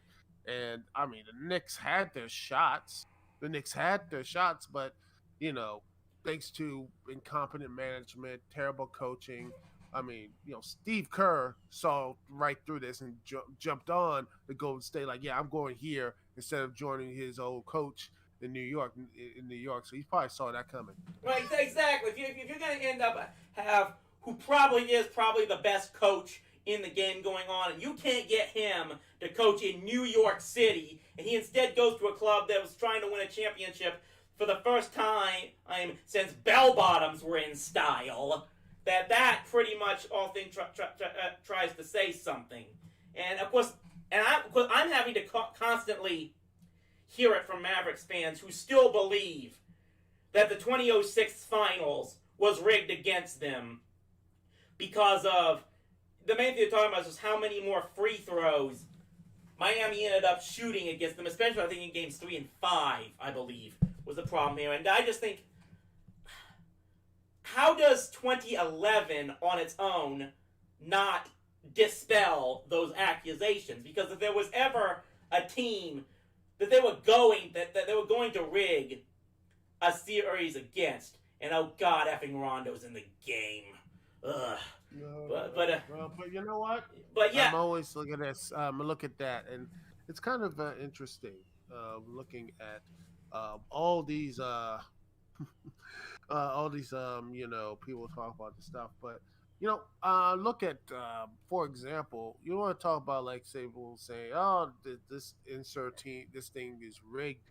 I'm like, I would say, oh, the NHL. I'm like, dude, if they said like the NHL is rigged, the Canadians would have won every Stanley Cup for the past 10 years. That good Especially the Oilers. Point there. I mean, the Edmonton Oilers have one of the greatest players. It is like Connor McDavid. He's probably one of the best players in the. It's not even in debate. He's the best young player and one of the pillars of the NHL. Let's be honest. And heck, people are saying he's scoring so much. He's on the brink of being a Hall of Famer if he retires right now. Yeah. That's how good he is. That's how great he is. And for him to be on a team to be so mismanaged, so incompetent, couldn't even win one playoff game. We talk about the Leafs. At least they won a couple. Yeah. What can you say about a team that has basically broken? I mean, seeing Ken Holland, who came from a championship style, Detroit Red Wings, and he just looked down, and I saw a bit of a game. He just looked just like he's like just like not anger and just like a little bit of apathy. Like, this is what happened. I was from a Hall of Fame like championship tile Yankees organization, and now I'm here. I will say this much. What happened in my life? Yeah, I will say this much. And it's something I brought up sometime a few days ago, in addition to this whole discussion. If anything, I'm definitely not saying this is true by any stretch of the imagination, because I'm no conspiracy theorist. Stealing a line from the great Kevin Costner, I believe Lee Harvey Oswald acted alone and everything. But I said, if there was one league that maybe you could make an argument as being rigged, it could be the NHL, just from this perspective. The league knows that Canadian teams are going to sell out arenas and draw ratings no matter what, because that country and its people are that obsessed with hockey. So you could almost make an argument that yes, what the league wants is for the clubs in Tampa and in Dallas and in Carolina to be winning, to give so that those places will sell tickets, because those are places that don't have as much interest in hockey, so that you need to win in those cities in order to draw numbers. But like I said, I'm not saying it's the case. I definitely have no proof of that. But if you're going to make an argument about it, then maybe the NHL is where you lean to it more often than not. Especially since the NHL, you have to think they're absolutely so desperate for attention, because no matter what they do, and this is why I'm actually feel sorry almost for the NHL, that now that it looks like NBC Sports Network is dying out, that looks like the NHL's coverage is going back to ESPN, they are so screwed if they're going to have to be back on the same network that also broadcasts the NBA. That's why they moved to NBC originally. Because they got buried under the NBA with ESPN, and they're going to get buried again. And even as a guy who doesn't follow hockey that much, I gotta feel that's sorry what it for is. him The a bit. problem, but the thing is, though, during that time when they were on ESPN, even they were buried, they had that type of a bit of sliver of mainstream. They were a slow part of that mainstream, and And then that's the when the one thing. lockout, that was the lockout when lockout in 2005, and their payment to the whole deal with ESPN ran out, and they just had no season. The ESPN put a video out, and I saw that. I was like I thought the hockey league was pretty much done. They were like, it was just like a finale. Like it was there it is. There's no more NHL. It's dead. And that's probably what the mindset for a lot of people is like. The NHL is still a thing. You know, I will say they're this much, shocked by and this it, actually, you know? and this goes back to something that I kind of fight within myself more often than not and wonder about. Like guys like you and me and Urinating Tree, 5 Points Vids, and maybe even Steve Dangle and them. We're clearly the type of guys who, there's a term I use. We get drawn by the front of the jersey over the back, so to speak. We are the type of guys who prefer watching more complete teams that play as cohesive units and whatnot. And we've all kind of complained about how the NBA, it's actually been this case for 40 years, and I'll get into that, but especially now more than ever, how they so much sell the back of the jersey first, and how that doesn't seem, that just, it kind of turns us off. But when you really look at the numbers overall across the board, you can't really say it isn't working for them. And perhaps the struggles that the NHL has, and kind of baseball as well, if we get into that later, is that maybe one of the problems the NHL does is they don't do a good job of marketing their individual stars. They're not putting the likes of Connor McDavid or, his name's escaping me, the star in Pittsburgh for many years. Sidney Crosby. Sidney Crosby and whatnot. Yeah, Malkin. Heck, you will have like one of the biggest stars, like I think in Tampa Bay, probably one of the best. They're looking like to be the next versions of the modern day version of like the Red Wings, and yet no one knows who Steven Stamkos is. No one knows who Andre Vasilevskiy is. Right. No one knows who Victor Hedman is, and he was like one of the most, probably one of the greatest defensemen in the league right now. And it's like, if he walked down the street, people be like, I don't know who the hell you are. That to me is a failure of marketing. It is a failure of just connecting with audience, because people, people are like, if they sit down and watch the sport, they'll become fans. But it's like, yeah, by the way, the only time you're going to see hockey, maybe you'll get a matinee game like once in a while, but that could be bumped from like for horse racing or whatever. Yeah. If you want to see the regular stuff, it's on like channel 570. It's around here or whatever. Right, and this is a whole situation where probably the internet can benefit more than anything else. But what I was about to get to is that when you look at probably the number, if there was a number one reason that hockey ever began to get any type of mainstream appeal, the number one reason, I had to say, was Wayne Gretzky. Like, that may have been the last big superstar guy that the league truly was able to market around and promote and sell. And like, no one, they really, really struggled to find that other guy. For all the complaints we've said about the NBA, they didn't let Michael Jordan finally leaving the game as an excuse to stop trying. Much as we might not like LeBron, but they've sold the hell out of him, and it has worked for the most part. Not just LeBron, but like Steph Curry. You look at, say, local here. You could say Alex Ovechkin and some of the players here do have like a local and somewhat multi-state, like people say, oh, hi Alex or something like that. But like John Wall when he was here, Bradley Beal, stuff like that in the NBA. They are well known, not just here but also around the country. because of like not just winning, but also hey, let's look at these guys and see and build around them. Let's see them build. Like you look at like pro wrestling, whatever. You want to get the star, you want to build up. You want to build up your stars. Not everyone could be a champion, but you need to find guys and and such to say, okay, this person is a star. This person you are focusing on. This person here, that this, that, and the other. You know, Yeah. I'm gonna say this. that's what you have to do Yeah. to really focus. And I guess, and the NBA has that. NHL, I can rack down like 5, 10 names, and majority of people will know who they are. I can rack down at least 10 names in the NBA. Most people know who they are.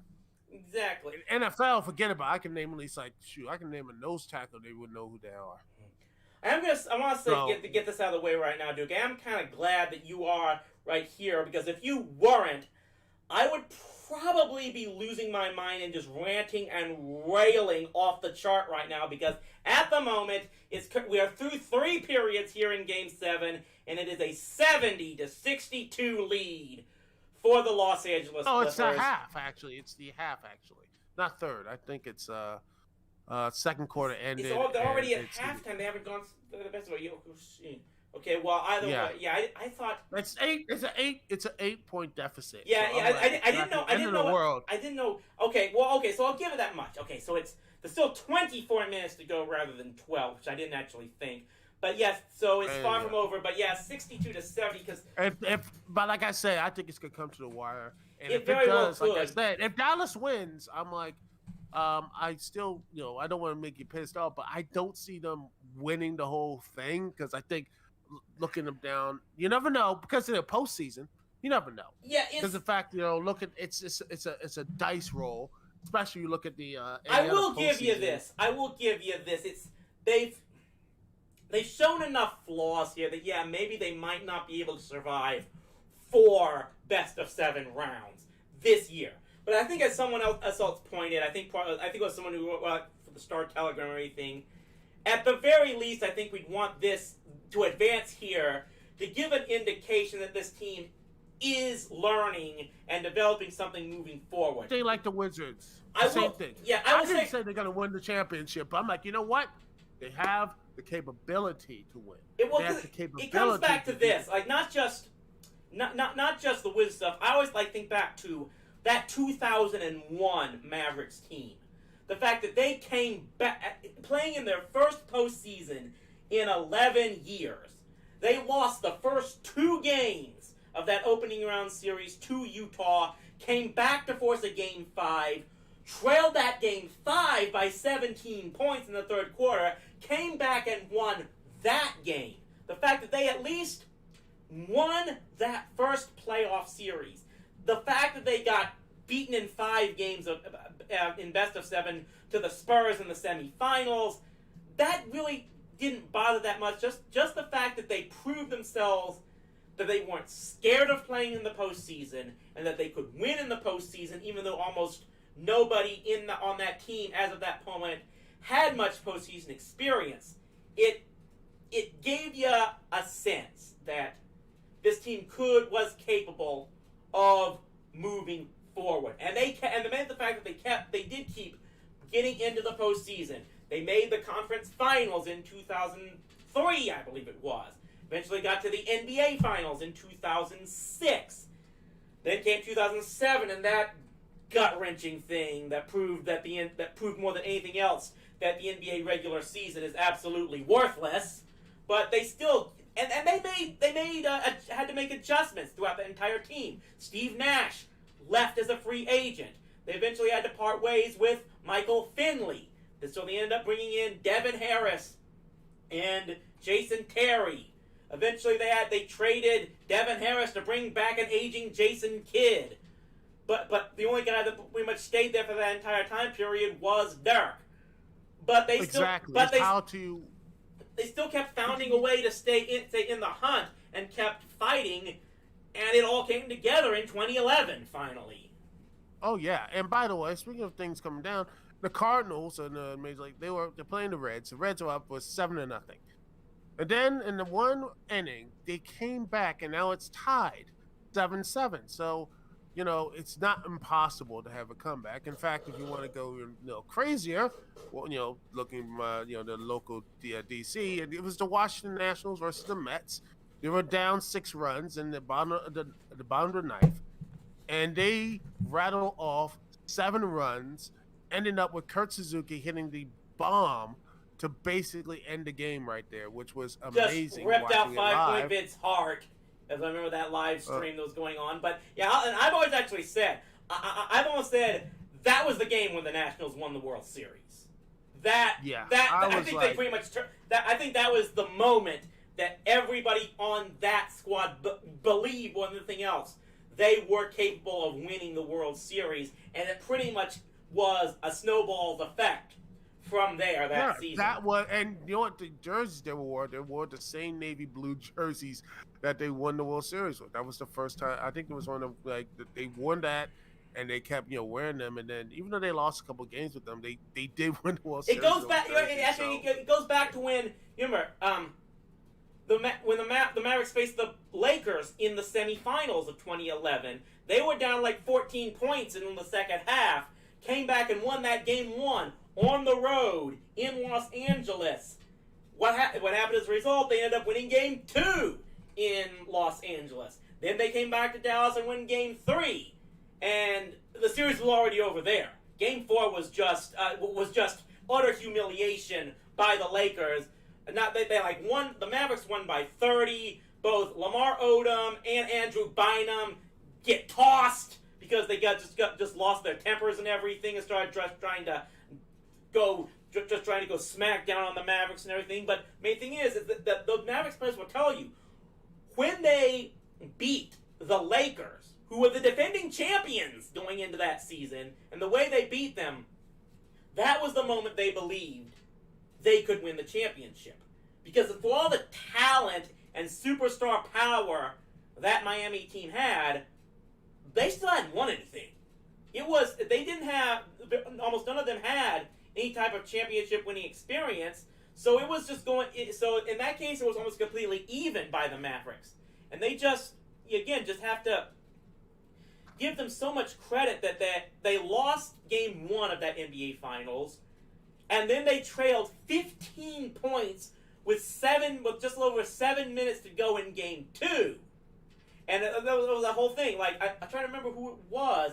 It was Dwayne Wade, I think, who made a three-pointer that put them up by 15. And he turns and stares down the Mavericks bench. And it was the absolute worst thing he could have ever done. Like, the Heat never recovered from him doing that. Because that was when the Mavericks just basically said, okay, it's on now. And they came back to win that game, won games 4 and 5. Remember, in that NBA Finals, the Miami Heat had a fourth quarter lead in every one of the first 5 games of that NBA Finals series. And they lost 3 of them. And that was... But even by then, Game 6 was almost a formality because they just had no fight left in them. I went into that Game 6 believing if the Mavericks just got a lead in the fourth quarter of Game 6, they were going to win. And sure enough, they didn't just get that. They actually went into the fourth quarter leading by 9 points. Jan Mahimi, of all people, scoring the bucket at the third period buzzer to give them that 9-point lead. And the Heat just had no fight in them after that. That was just a way of just turning things down, just running that clock down and playing their game. And as Chuck Cooperstein said in that final call, they scaled the NBA playoff mountain and planted their flag. Yeah. I mean, you have moments, like, okay, this team is going to definitely, this says, okay, they're fine. I honestly think, for example, I know, it's a bit, screw it, I don't care if it's a, DC, I'm going to represent them, I don't care. When the Capitals finally beat their boogeyman, the Pittsburgh Penguins, with that, and it was like, they did it. They actually, and they were down 3-2 against the Tampa Bay Lightning. And they somehow came back after that. They came back from that and won the Stanley Cup. So it's just like those moments, those little moments that people, kind of take advantage of. I just laugh at the fact that you say they beat the Boogeyman when essentially, to hear your name, Tree, say the Capitals became the Penguins' Boogeyman, or Tom Wilson in particular. But that's what it is. And you see, once that happens, so you finally get, you're like, wow, you can't, who'd you beat? Oh, you just sneaked away or something. People will have that little asterisk there. But no, they can't have that. Once you do the beat the rival at that, the rival that has always been a thorn of the Capital side when they make the postseason, like, oh, they make it past the first or the second round. Oh, they're not going to beat the Penguins. Always there. It's like when they finally did. I saw Ovechkin like postseason, the post game interview after he won. He was just like, it was like the weight was gone. It's like, okay, it's like there it is. I can actually go and win a championship. And they did. That's what it needs. Sometimes it works, sometimes not. Because I remember those Utah Jazz teams in the 90s. For the longest time, the team they couldn't beat was Houston. I think they lost to them 3 years, and they lost to them 3 years in a row. And then came 1997, where John Stockton's three-pointer in Game 6 on Houston's floor finally beat them, and they went to the NBA Finals, so they overcame their boogeyman, and then they ran into Michael.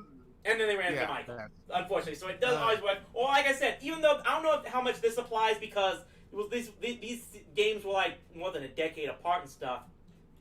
When the Rangers were making the the American League playoffs in the 90s, we kept getting beat by the Yankees. And it wasn't just getting beat.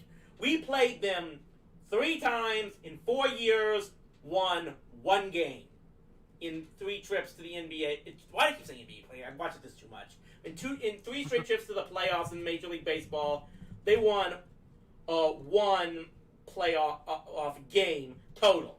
So then comes 2010, and after we beat Tampa to finally overcome that demon and win the first playoff series, we're facing the Yankees again in the 2010 ALCS. And like I said, from a fan's standpoint, yeah, when we finally beat them with Alex Rodriguez, who, when he signed with the Rangers, said he was going to get the Rangers into the World Series, in 2010, he made good on that promise by taking strike 3 for the final out of the 2010 ALCS for the Rangers to beat his Yankees. Believe me, that was, especially from a fan standpoint, because I don't know how, there almost were no players left over from those 90 teams, but we remember those losses, and to finally beat the Yankees to win our first pennant in franchise history was one of the greatest moments ever. And then we get shut down by the Giants in the World Series, so it doesn't always. That was an odd year. Yeah. It was an odd year. But speaking of former people on the teams, I still have to give a shout out to Bryce Harper and his saying that, well, we're going to the Phillies. He said, well, he's there to win a championship for DC. That was truly, he really saw that right there. He truly saw the future when he made that great prediction. And the funny thing is, while the Nationals made the wild card and won the World Series, the Phillies didn't even make it to 500. Yeah. They didn't go at 500.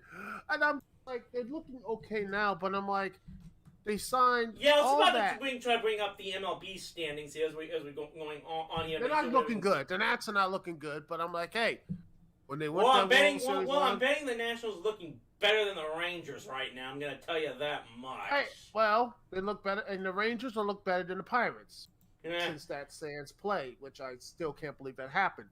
I'll say this. Watch that. Yeah. I'm checking the look over in the National League East. The Washington Nationals currently 6 games out of first place. Philadelphia and Bryce Harper are only 4 games back. But you know what? Given the fact that the team currently in first place is the Mets, I'm saying that season is far from over right now because you never know if the Mets are going to completely to outlast for an entire season. I shouldn't joke. I feel bad for DeGrom because I think he's doing great. One of the best pitchers, I would say, probably one of the best pitchers the Mets have ever had. And he's like, just like you look at his wins, they're like he does everything he wants, and yet they just can't close. I mean, that's what it is. They just can't close. I'm gonna look at this right now. You said this. You're comparing them to the Pirates. The Pittsburgh Pirates right now are 23-35, 9 games out of first place in the National League Central. Let's look over the Texas Rangers. 23-37, 12 games out of first place in the American League West. So now the Rangers are in fact doing worse than the Pittsburgh Pirates. Well, you still have that nice stadium. Yeah. That it looks. That's what it is. And by the way, back to the game. It's the Mavericks are tied up. Yeah, well, and it's a close. It's going back and forth. I'll give Rick Carlisle's credit. Carlisle and the Mavericks they've clearly learned to make adjustments here to start the second half. I've got currently a 72-72 score, now 72-74 on the ticker. It's close. It's close, man. It's gonna be down by the wire. They're not. I will give this that this for now is the best I could probably ask for from the Mavericks, and that they're keeping this game close, not allowing the Clippers to run away with a game on their home floor to take this game 7. I might be asking for trouble here, and this might be difficult to watch, just from the fact that you obviously I'm on a delay that you're not. But if this comes down to a final shot, I will say this: I might like the Mavericks' chances there. Just the fact that you have to wonder on the Clippers team if they've got to take a big shot near the end. There might be an argument as to who it's going to be. I'm going to say this: it should be Kawhi. But who knows if everyone's going to have the confidence to take it. No question, if this comes down to one last shot to win the game, it's got to be Luka on Dallas. And of course, yes, it's still a 76-74 now lead for the Clippers, but it's going back and forth. Yeah. I'm going to say, speaking of, sports and everything, I'm going to say this. I actually, I don't know how you feel about him, but Jeff Van Gundy on the commentating, I love him. Well, I'm going to say this. I've got this thing muted right now. I don't know. So I've got this thing muted just the fact that it wouldn't overlap us. If I would say this, and I've actually told people to do this. Like maybe you might like Jeff Van Gundy. All I hear on my Twitter feed is complaints about the national broadcast, which is why I say that what I would do if I was doing this and would recommend to everyone else is mute the TV and turn up Chuck Cooperstein on the Mavericks' own radio broadcast. And I pretty much do that with the Rangers games. It seems like almost nobody now likes the Rangers television broadcasters, Dave Raymond and especially C.J. Nitkowski, which is why I just tell people that even if you're watching on Bally Sports, mute that thing and turn up Eric Nadel. Yeah. And by the way, I'm looking at this on my little Twitter feed. Supposedly there's a pay-per-view going on. The NWA pay-per-view's going on right now. And, there's stuff happening. If you don't mind, let's see. It had Tyrus beating, Elijah Pope for a non-title match, and people are upset about it. People are just, I didn't even know the show was actually going to be on right now. I thought it would be like Sunday, like night or whatever. But at least you're talking about that, and not that god awful Mayweather-Paul fight. That's pro wrestling. That is legitimately pro wrestling into its core. And I said this in a tweet, and I'll say this again. If you order that fight and talk complete crap about pro wrestling, you have nothing to stand on. That's what I've said this. You know what? To stand on with that argument. Yeah, I am just like. There's only one thing I want to see happen in that fight, And that's for Fan Man to drop in on the on that ring. Unfortunately, I probably shouldn't say that because I actually was reading up on this and learned that that guy actually committed suicide a few years after that incident. So I probably need to be a bit more sensitive. Yeah, that's all right. But we're like somebody else. Maybe just do probably just go after, just drop in and try to bust up that joke of a fight. Like I said, even I will say this. I'm like, you know me. I have, even being still somewhat of a wrestling fan myself, one thing that kind of grinds my gears, for lack of a better term, is the fact that some people that follow wrestling that don't understand that there still is a major difference between scripted pro wrestling and actual competitive sports, because those people just don't know the mental toughness and pressure you have to go through when you're an actual competitive athlete and nothing out there is scripted and whatnot. Which is one of the things that I kind of get annoyed at all of the accusations about the NBA being staged and scripted and rigged or whatnot. But if there's a sport out there that you're gonna tell me hasn't been completely scripted for the longest time and lied about being actually competitive, it's effing boxing. I'm gonna tell you that right now. Yeah, it is. I mean, there's a reason I've never really, even when I'll concede that what happened 31 years ago when Buster Douglas took out Mike Tyson was still probably one of the greatest moments in all of sports history, and no way in hell was that staged. I'm going to tell you that right now. I don't believe that in any way, shape, or form. He was emotionally just, all of his stuff back there and everything. He was ready to go. He wasn't losing that night. Oh yeah. And then you look at what people say about this. I'm like, you can't. It's just. And then you see this fight. People. I'm like I said, pro wrestling has its stuff. It has its ups and downs, and single downs. Kawhi just dumped it down. In the game and such. But yeah, it's only down by 2. But yeah, but it's just I'm like baffled because that pay-per-view is gonna break records because Paul is gonna have all the money. And I was about to say this. You know what? I wouldn't be surprised actually if the NWA bumped up the start time of that pay-per-view event because of that fight. I'm going to suggest that very well may have been. That might be a reason why the NWA chose to move that pay-per-view up as early as they did. But yeah, just... It was just... Oh, gosh. And by the way, back to the game, Clippers just shot it, made it 3. It's 86-81. Yeah. But, like I said, it's going to depend on that fourth quarter playing the defense. Because, again, absolutely. That's what, I think that's what's going to be. But back to this, I'm like, it's just so, oh, gosh. When I looked at, I'm doing my review of Double or Nothing and such, and hopefully it'll be out this week. And I'm like, man, that was so great. So even the matches I didn't like, it was great having the crowd, good chicane, all the good stuff pro wrestling is with the crowd. It was fun. And then I see this, I'm like, yep, that mood is gone. Just like, it's just seeing that, and it will probably work because like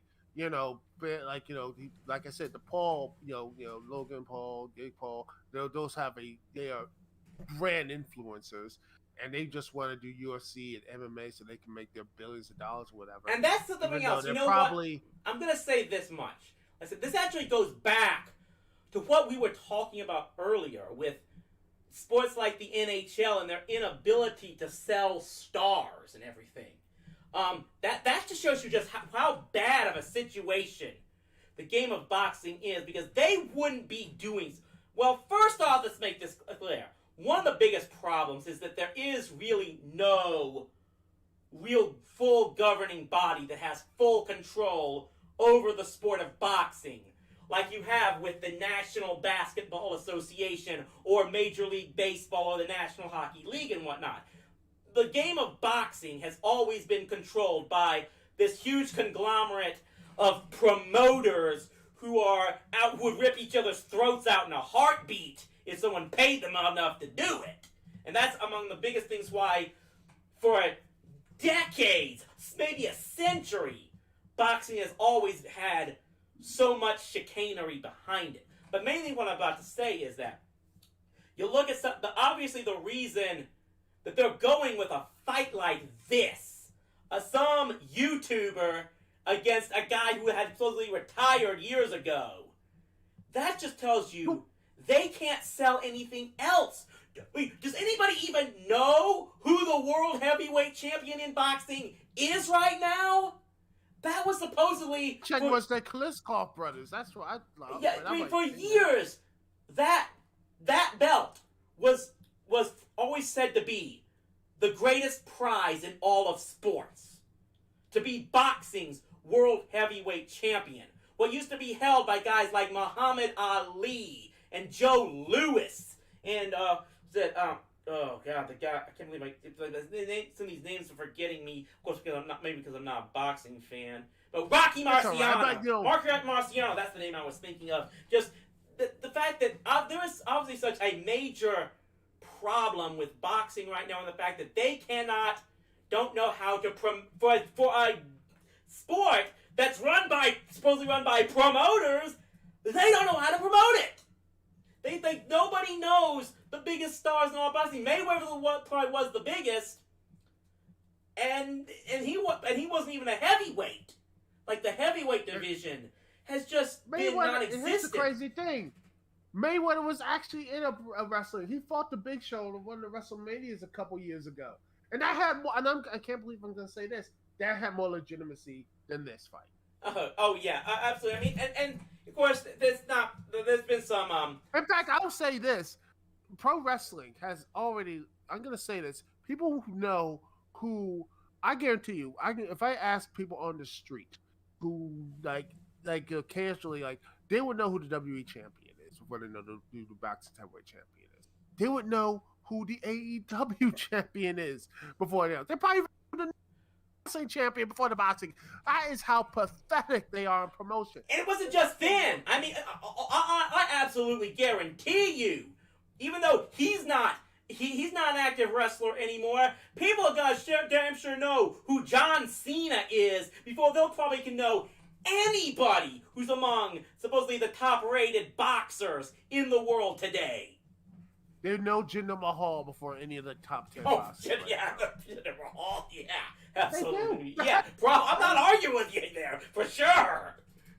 It's like if your one job is promoting, and you can't promote, then why are you even in that position to begin with?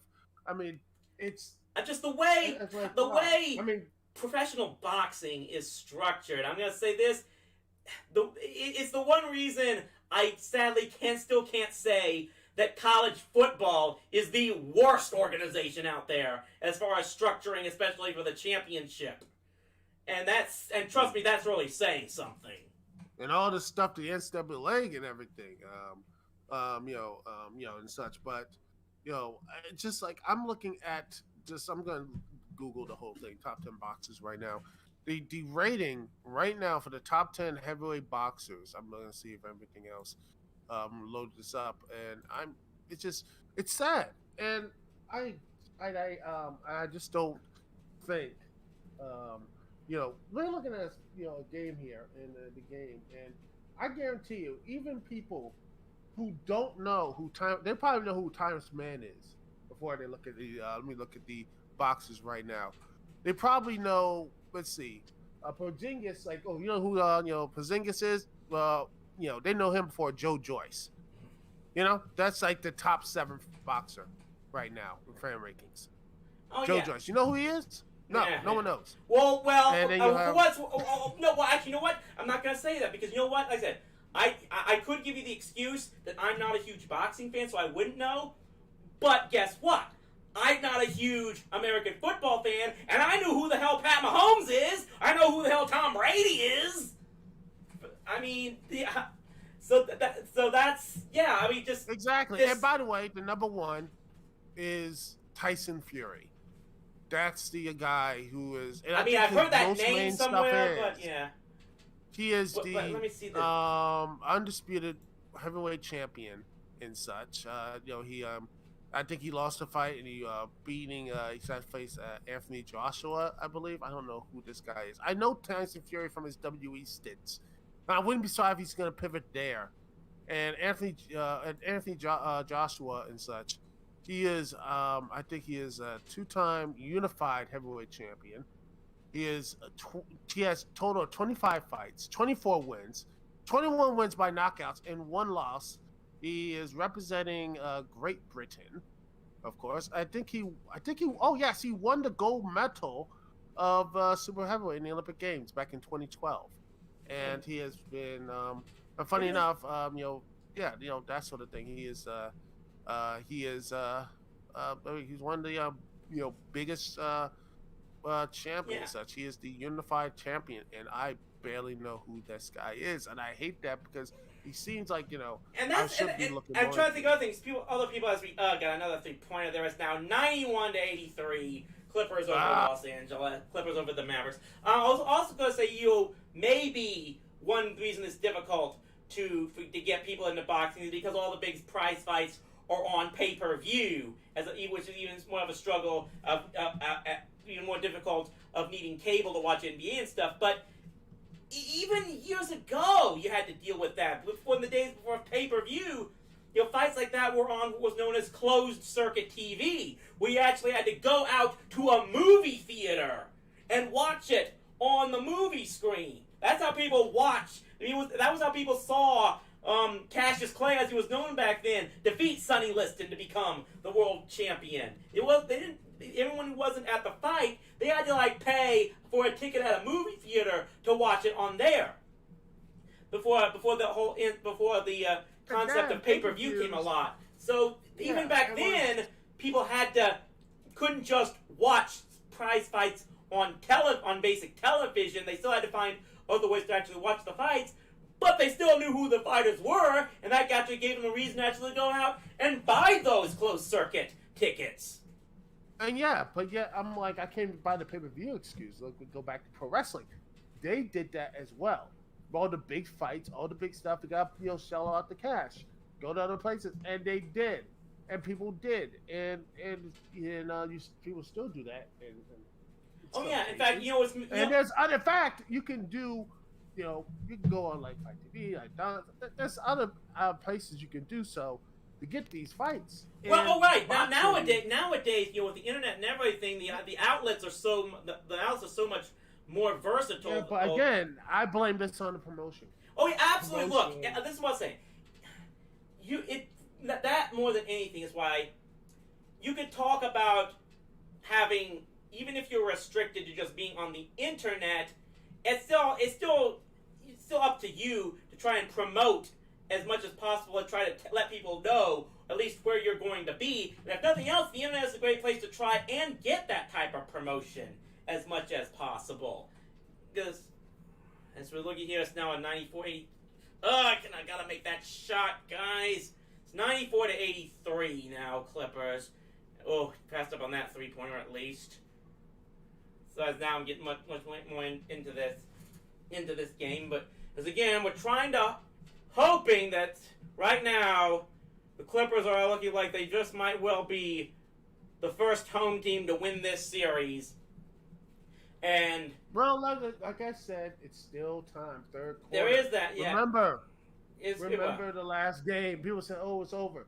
No. That's the problem. It's not as much of a runaway game so far here as it was in that first game. I will give you that. It's how you close. I got to remember that. We gotta just don't let. By the way, I have to give the shout out to the guy in the Clippers wearing the nice, beautiful diamond jacket with the mask on. That is, maybe I'm just gonna change my leans to the Clippers because of that.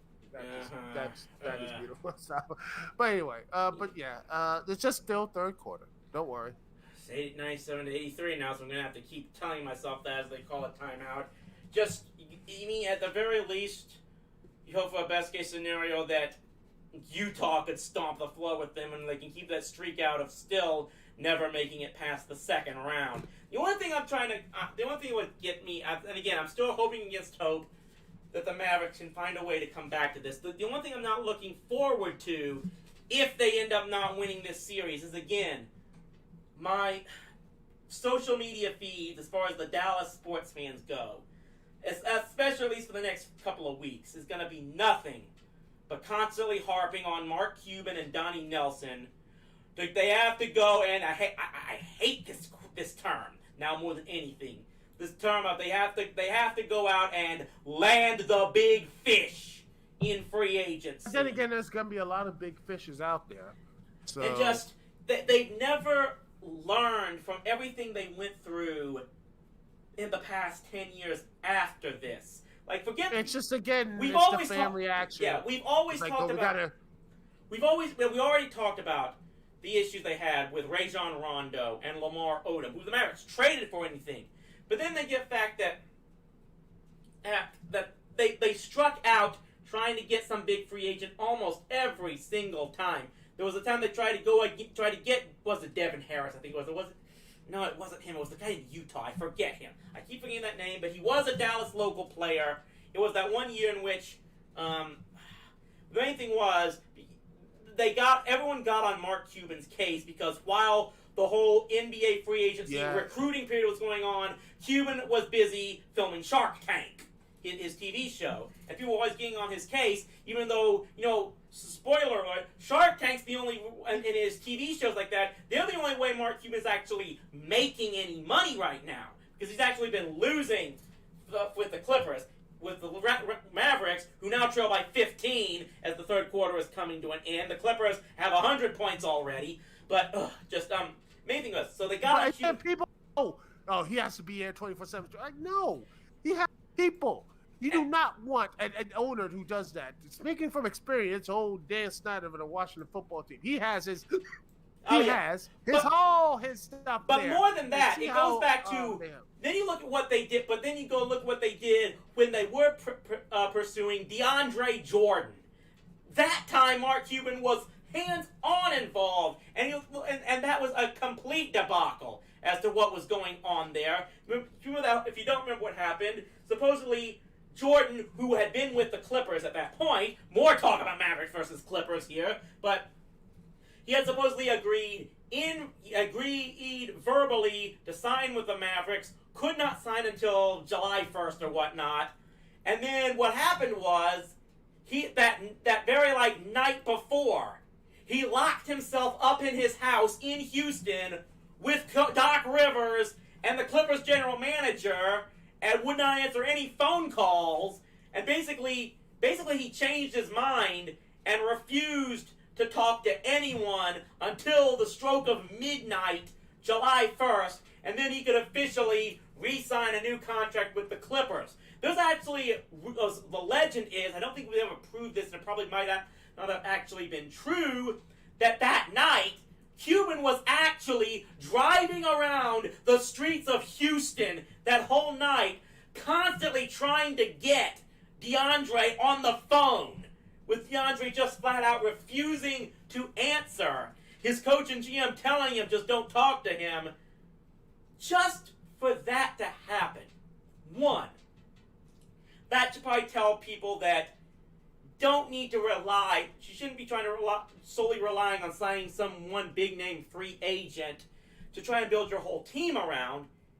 And two, this is something so many people here in Dallas hate me saying. They do not want to listen to me on this. They think I'm the idiot saying this. But this is why I keep telling them over and over again, you have to seriously consider that major free agents, especially in basketball, don't want to come to Dallas. It has nothing to do, with playing alongside guys like Dirk or Luka right now. Maybe not. It doesn't matter how much of a great owner Mark Cuban is, and he's one of the best. He's the guy who actually wants to win and cares about his players and will do anything they want within reason. It just comes down to the fact that if you're especially an NBA player in Dallas, no one pays attention. No one's paying attention to you because you don't play football. People do not understand how much of a shadow the Dallas Cowboys cast over every single other major sports team in this area. I mean, the Mavericks are page 6 news all the time. Dale Hansen, longtime sports anchor here in Dallas, just recently retired. Happy trails to you, Dale Hansen. You've been one of the best voices here. Hope you enjoy the remaining years of your life. But he once said this: if the Mavericks won the championship on the exact same day that the Cowboys head coach was fired or quit, the Mavericks are the second story on the news. Because and I cannot argue with him on that.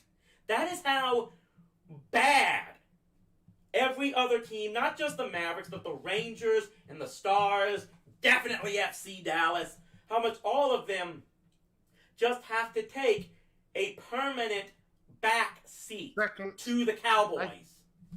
I said this when we were at MagFest. I told you this won't last because I think what's happening with Dallas is what mirroring with Washington. Like, continual failure will drive people away. I mean, look at Washington and see what has constant failure since 1999. What has the Washington football team? What is this stereotypical seasons? Either they are completely terrible, or they have this late season. Oh my gosh, they have to rush through November to December to barely make it to the postseason, meaning winning a terrible NFC East or win a wild card or whatever, and they get their asses kicked in the first round. I will give you this much. That is what's going on with Dallas. They had one of the best seasons, 13-3, like a couple years ago. And what happened? They got their heart broken in Green Bay. Which is funny enough, it happened Yeah. again with that whole catch with Des Bryant, Yeah, which by front of you, that probably was a catch. But this whole thing with Dallas is that when if they can't win this division, and honestly, I think Dak should have left. I think Dak should have not stayed because it's just going to be the same thing what Aaron Rodgers is going to do. He's going to have to carry that damn team, and it's going to break him up anymore. And he's going to probably like, you know what? Why the hell did I sign here? Why the hell are we here with this guy who just pretty much, just overplays the talent and everything? And You're not wrong. You're not wrong about anything you've said here. Technically speaking, yes. In fact, the Dallas Cowboys and the Washington football team have been very similar in what's going on with them over the past nearly 30 years, almost. I'm going to give you that. The only thing I was going to say is you just don't understand how obsessed with football the people in this state, let alone especially the area of Dallas-Fort Worth, are. Like, it is really, I know this does not seem logical, but you could be, in fact, it happened in 2010, 2011. The Rangers won a pennant, went to the World Series. 6 months later, the Mavericks won the NBA championship. And people were still only number one concerned with how the Cowboys were going to do this year. This is the one thing, actually, that got just... this was stuck in my craw forever, and it's the number one thing I've always said to people as to why just the lack of respect the other sports get here. It happened a few months after the Mavericks won the championship. That 2011 season was one of the years where the Cowboys failed to make the playoffs. I think it was the first full season of Jason Garrett as head coach. But I remember correctly, what just happened was the Cowboys blew this terrible game to the Lions. Then they went and lost on the road to the Patriots, I believe. And basically the thing was, Tony Romo was getting roasted by the fans, by the media, by everything. And then someone contacted him via Twitter. Someone by the name of Dirk Nowitzki, who basically told him, I've been there. I've endured all of this. Just keep believing in yourself. And I'm paraphrasing him on this. I'm paraphrasing Dirk because I don't remember the exact words. I'm not going to paraphrase what's coming up next because I will remember these exact words. So Dirk sends this text. And then on a radio interview with ESPN, Drew Pearson, I think who's going to the Hall of Fame this year, Cowboys legend, he goes on and say Dirk doesn't have any right to try to give any type of encouragement to Tony Romo because, and I quote here, this isn't basketball. Football is a real sport. Oh, the and arrogance. nobody called him out on that in this area. That's more than anything is why I will never listen to anybody saying that people actually care about sports that aren't football in Dallas-Fort Worth. Blood pressure, breathe. Relax, man. Yeah, I feel you. I feel you for that because that statement right there. I'm gonna tell you this, Duke. I think you've got a really decent sports town there in the Washington D.C. area.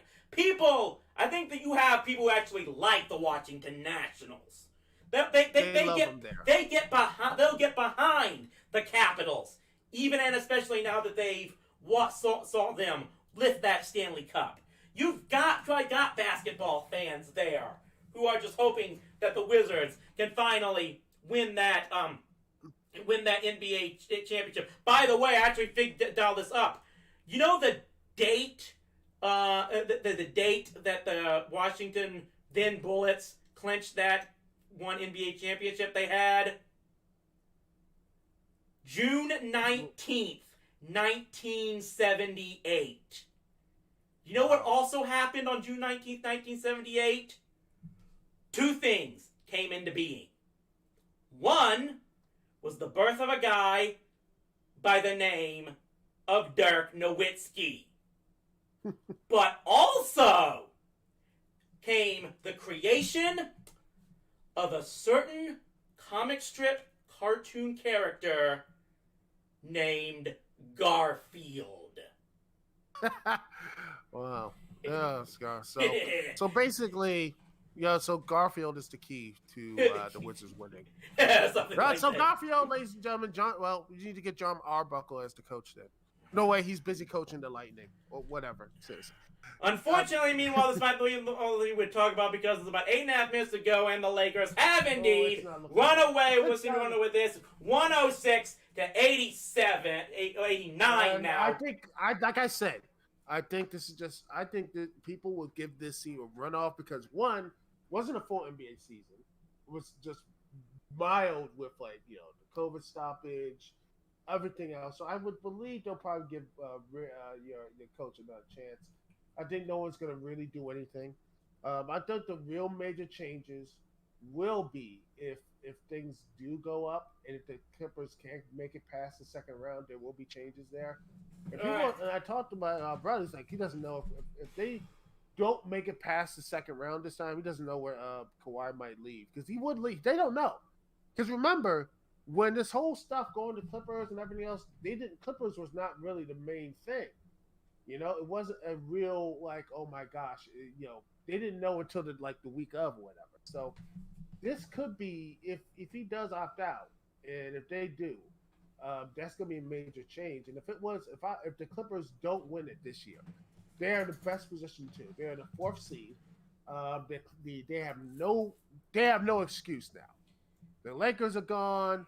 All the stuff is gone. All the name stuff is gone.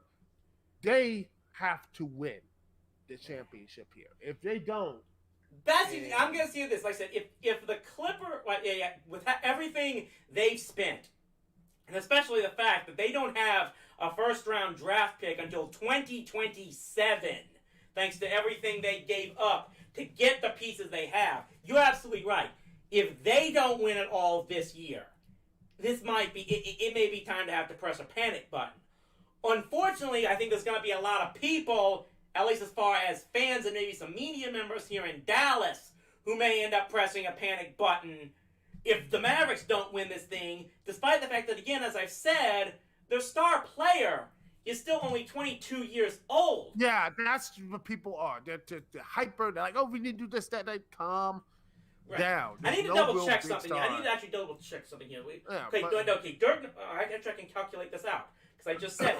Dirk Nowitzki was born in June of 1978, June 19th. 88, 98, 2008. Oh gosh. So basically, he had just, I think Dirk Nowitzki, if my math is correct, when he won that title just a few days before his 33rd birthday. You were talking about, Dirk didn't win a title until he was almost 33 years old, and people were already concerned that the Mavericks are going to waste Luka Doncic's career when he's only 22. Now I'm gonna say this much. I think their number one concern is that, though I think they still got like 6 or 7 controlled years of Luka as a player so far, but I think they're ultimately concerned. I think that they're concerned that Luka will one day pull a LeBron and go someplace else. Which is something I gotta say this. That's more than anything is, again, the one thing you just can really appreciate about Dirk was that in a time when more and more players were willing to go someplace else, to at least for any or other reasons, as particularly trying to win rings, Dirk just completely remained loyal to this franchise and this city for his entire career. The fact that he was taking massive pay cuts the last years of his career for the Mavericks to try and get better players around him. And I still can't say that Cuban didn't try. It's just that the players he got didn't deliver. And that, more than anything, is a, what the hell was this thing? Okay, I get it because the game is in Los Angeles. So they're putting up an image to promote Sunday Night Baseball between the Cubs and the Padres, and they're showing the Dodgers. By the way. And they're showing an overhead of the Dodgers Stadium. But again, the game is in LA. I guess that's anything, whatnot. But in just the fact that I was saying is that I just am not looking forward to another several months of people trying to harp on Cuban and Donnie for not doing what it takes to help Luka win. When I don't think it's ever been their problem. If the other players around Luka aren't getting the act together, that's not Cuban's like Damian fault. Lillard. Yeah, that's not really Cuban's fault. And that's you not automatically, his fault. It's the players. It's at the end of the day. And you know what? It's the players. And you know what? I'm gonna say, maybe at the end of the day, maybe Damian Lillard is a great player, but do you really have? And because again, do you have any guarantee that Damian Lillard and Luka Doncic can play together as a cohesive unit? That's true. That's all you gotta make. That's what it is. Because people, like I said, people are already talking about Damian to Dallas or Kawhi to Dallas. Because I don't care even if the Clippers. But it would be, but it would be interesting. And I don't know. I don't know if it works. I mean, trust me. But you can't have them stay there. Yeah, I've seen. I'll say this. You say that stuff happen. Yeah, you say interesting. All I'll say is, I endured interesting when Lamar Kardashian was here. I'm not really interested in interesting to go right now. And just the fact. I think,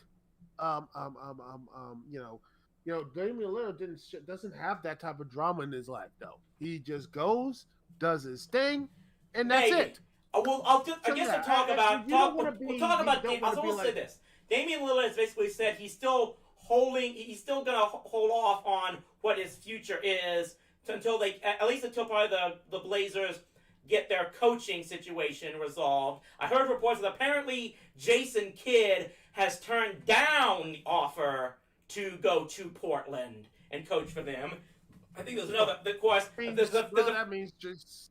I think that a lot of people, speaking of coaches and everything else, Wes Unseld Jr. might be going to the Wizards if things if everything swings the right way. I know. I think I heard the Celtics were also pursuing Jason Kidd as well. Oh, Jason Kidd! I think there will be I think Jason Kidd, or all this stuff. I think would be a good fit for someone like a Damian Lillard, or not in Dallas or anything. I'll say this: for the time being, despite I think too many people people among the fans would like to see it happen. I don't think Rick Carlisle's going anywhere anytime soon. I don't think his job's going to be in jeopardy. But like I said, obviously Jason Kidd's not going to be coaching Damian Lillard because he has said he's not going to be the coach of the Portland Trail Blazers, at least. So that's not probably going to happen anytime soon. Like I said, I mean, I will say this. If Rick Carlisle was not the coach of the Mavericks, the next guy I would like to have here is Jason Kidd. However, I don't think that Carlisle's going to. I think Carlisle will be coaching the Mavericks next season. I'm going to say this right now, even as the Mavericks are still trailing by, I think, 15 points with 6 minutes to go. I think it's going to be very interesting. I'm sorry to use that word here, but I think it's going to be something the NBA is going to be looking really good. And that's like, there's going to be a lot of changes. Well, I said this. For example, if the Nets don't win, there's going to be shakeups. And if the 76ers, I'm just saying. Obviously, I think they might actually, and I'm saying they should, but if the 76ers don't win the championship or gets eliminated in the second round, well, do you think they might be a bit of sticking some TNT in that team foundation? Maybe. I'll say, obviously. I don't know. I honestly think maybe, you know what? I think you do. If they don't win, I'm like, you know what? Screw it. Ben Simmons, if you're not going to work in your jump shots, get going. Yeah. I can't do it no more. We can't run it back because Joel Embiid can't be the one. Like, we had to have Joel Embiid taking big shots while you sitting there be like, no, I'm not going to do those jump shots. I'm like, what are you doing? Yeah. What are you doing? He says, you don't like, all right, then fine. You're done. I'm like, that's it. Because, that's at the end of the day, you want to win. And Simmons is another guy. You mentioned Ben Simmons. That's another guy, along with Markelle Fultz and Dennis Smith Jr. That's the one thing I just never understood why so many people, especially in NBA front offices and everything, suddenly had such a fascination with players. I mean, not just leaving college after 1 year, but leaving after 1 year of college, which they didn't even make the NCAA tournament. I was saying for a long time. But then I would look. There's sometimes you can find diamonds in the rough, though. Yeah. I always say that maybe in the third, fourth, fifth round, you're like, oh, you know what? This guy could pick it. You never know. Sometimes you go undrafted. Yeah, but like what I was trying to remember what I was about to. Okay, I said, obviously with Harden's injury, the Nets winning a championship isn't as guaranteed as so many people might think it was earlier. But that being said, as it's now an 11-point game with just about 4.5 minutes to go. But if the Mavericks can't come back to win this game, I'll give it this much credit. At the very least, that, again, as we said earlier, it is going to guarantee that somebody is going to win their first championship in more than 35 years, if not ever. So that's... By the way, I just saw my Twitter thing. I just forwarded a meme, but pretty much, I don't know if you're in the right place trying to see this meme, but it's just hilarious. Like, as the Young Bucks, like the LA Clippers logo, and he just like about to basically take down the Mavericks. Like, I think it was like one of the AEW wrestlers and such. It's like basically people are calling it right now, but then only down by 10. It's like only down 11. It's an 11-point game. And certain people are already infecting my YouTube streams chat, trying to brag about the Clippers. All I'm going to say to you is, let's see how well you do in the second round. Are you going to do any better there? Like I said, I'm going to say at least this much about this Mavericks team. This is to any Clippers fans that are watching this thing. Maybe we're going to lose this series. You know what? Win or lose, this is still... The Dallas Mavericks are basically the only reason, the lone remaining reason, I still have any interest whatsoever in the NBA, and that is because of the type of organization they have run ever since January of 2000 when Mark Cuban bought this franchise from Baby Ross Perot. This has been a franchise that throughout all of it, even through those struggles, they've made mistakes. Two biggest mistakes ever Okay, I'll give you 3 mistakes. Big mistakes that Mark Cuban made. Signing Dennis Rodman, acquiring Lamar Kardashian, and acquiring Rajon Rondo. Those were 2 of those he probably shouldn't have made. The third one looked like a good idea on paper and came back to bite them. But beyond that, this has still been an organization, one of the few remaining organizations in this particular sport that I believe truly tries to do things the right way. And like I said, we've got a star player who's only 22 years old. We are going to have other opportunities.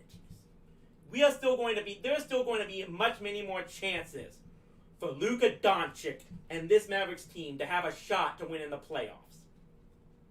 If you guys at the Clippers don't win this year, and we've said this, and if you blow it in the second round this year like you've done it every damn year, your franchise, you have never made it even to the conference finals. When the Minnesota effing Timberwolves have at least done that once in their history. If you don't make it this year, you're looking at possibly going all the way back to the Clippers of the 1990s, with the fact that you don't have a first-round draft pick until 2027, which means not only can't you have any young players to acquire in the draft, you almost have no items to trade to replace a Kawhi or a PG-13 if they decide to pack up and move out after another year of failure. And this time, you're not going to have the sympathy of those Clippers teams from the 1990s, who really were lovable losers, who played their hearts out every game and just couldn't come up short. It just came up short every time because they just didn't have the talent and the resources to win. Those days are over. You can't see Billy Crystal cheering his heart out for that club anymore. You have become an organization that is even more despised than the Los Angeles Lakers.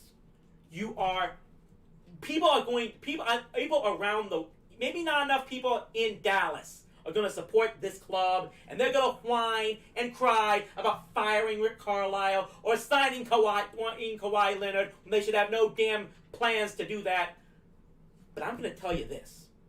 There's going to be a lot of people around the world in the NBA who are going to cheer for this Mavericks team because there's something that your Los Angeles Clippers may never be again, and that's likable.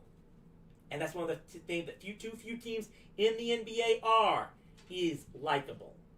We don't have a LeBron James or a James Harden.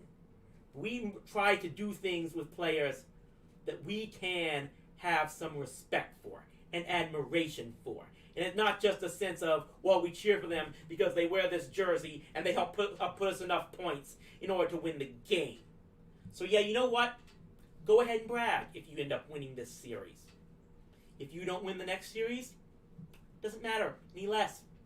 And we'll still have one championship more than you guys have ever had in your existence. And we can still look back and look at our t-shirts and our caps and look up at that banner hanging in the American Airlines Center. All of these that you've never had.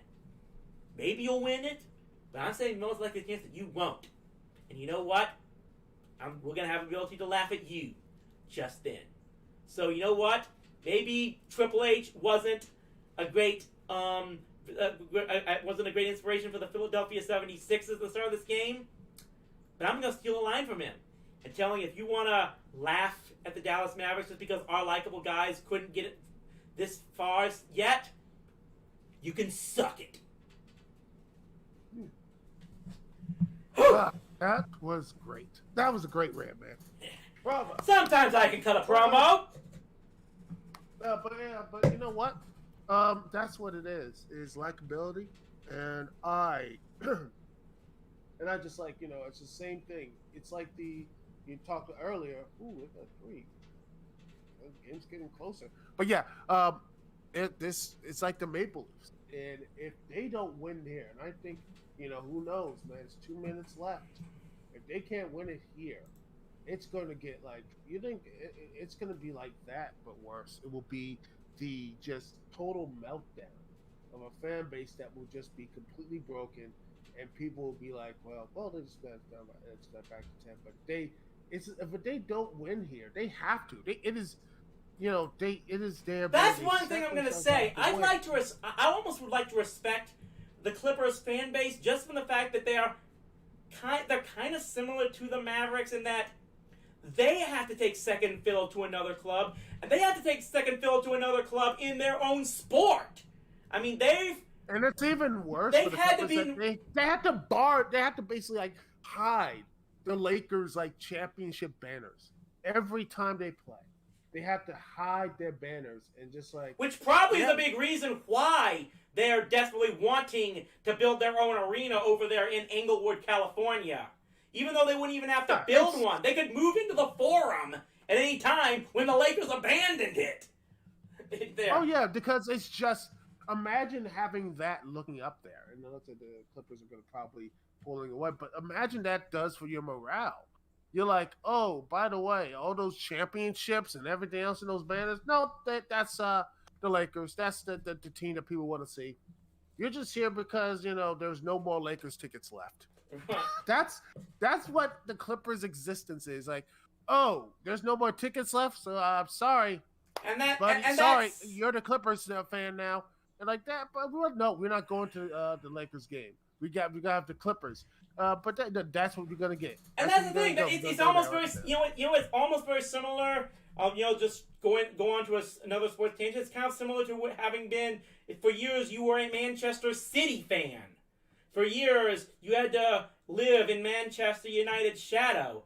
But now, of course, that's easier said than done because now Manchester City has suddenly become the premier club in the Premier League. Or being a Tottenham Hotspur fan, if you live in North London and always living in Arsenal's shadow. And now, well, both of those clubs are kind of in limbo as of this moment as to where their futures are. But, yeah, that's something I just don't... And you know what? I'm going to admit this. I mean, I might be a Dallas Mavericks fan. That might be tougher if we actually had an NBA club here in Fort Worth. And the ironic thing is that, because there is probably one of the reasons I like to still follow the Mavericks is, even if I ever do start going back to sporting events in my lifetime, the Mavericks are actually probably the easiest team for me to go visit because of the fact that I have the train to take you from Fort Worth straight to Dallas, with the train stopping right in front of the American Airlines Center. As opposed to the fact that, you gotta effing drive to see either the Rangers or FC Dallas, which are 20 miles outside of Dallas and 50 miles away from Fort Worth. And as someone who's just tired of driving everywhere, I'm just not looking... Like I said, there's a number of reasons why I'm not a regular at Rangers games, and it's not just the simple fact that I want to see baseball in the open air, and they've got that damn roof stadium now. But it's just the fact that it was just getting beat down of having to drive all the way to Arlington and pay $20 to sort of park everywhere. It was just so much easier when I lived in Arlington and could actually ride my bike to games. And the fact that I just can't do that now is among the reasons why. But it's a 120 to 109 game here, 106 left to play, and Doncic I said, the Mavericks... Doncic is doing the one thing he probably shouldn't do, and he's jawing at the referees. That's, again, one of the things that makes me worry about him. Let Cuban do the griping about the referees, Luca. That's his specialty. That is... Goodness great. I remember seeing it as when I was 10, first time he owned the Mavericks, he was just like... I saw this dude just yelling. I'm like, why is this guy yelling at the referees like this like everything else? And he's the owner. I'm like, wow. And that was the big thing about that was the big thing about Cuban. It's one of the reasons I respect him. Remember, he was doing that before he owned the Mavericks. That if you know the whole story. I mean, it was 1999 when, thanks to the huge IPO and him selling his company off to Yahoo that he got $6 billion in 1999. So one of the things he started celebrating, he goes to see Mavericks opening night game for the 1999-2000 season. Sees the way they're playing, sees that they're not sold out on opening night, basically tells himself, I could run this team better. Hey, I've got the money that I can put it where my mouth is. 2 months later, he basically makes an offer to baby Ross Perot. And believe me, because I'll tell you, Ross Perot Jr. was a guy who did not care about how the Mavericks performed on the floor. All he cared about was the American Airlines Center, which hadn't been completed yet at that point in time, and how much he could make off of real estate around the place. But, again, when Cuban bought the club, I said the same thing. When they went into, after all the years of mismanagement by Ross Perot Jr., and them trading away Jason Kidd and Jamal Mashburn and Jim Jackson, that trio that they were going to build around, and just seeing just continuous years of terrible ball year after year, I went into 99-2000 saying the only chance this team ever has of turning it around is if someone else who actually cares about winning buys the club. I didn't think it was going to happen when I said that. But then it happened. And Cuban has been just someone that, again, there's not a lot of owners. I know it's in vogue for a lot of sports teams to hate the guy who owns the club. And believe me, as an Arsenal fan, who has to deal with Stan Kroenke, I know that all too well.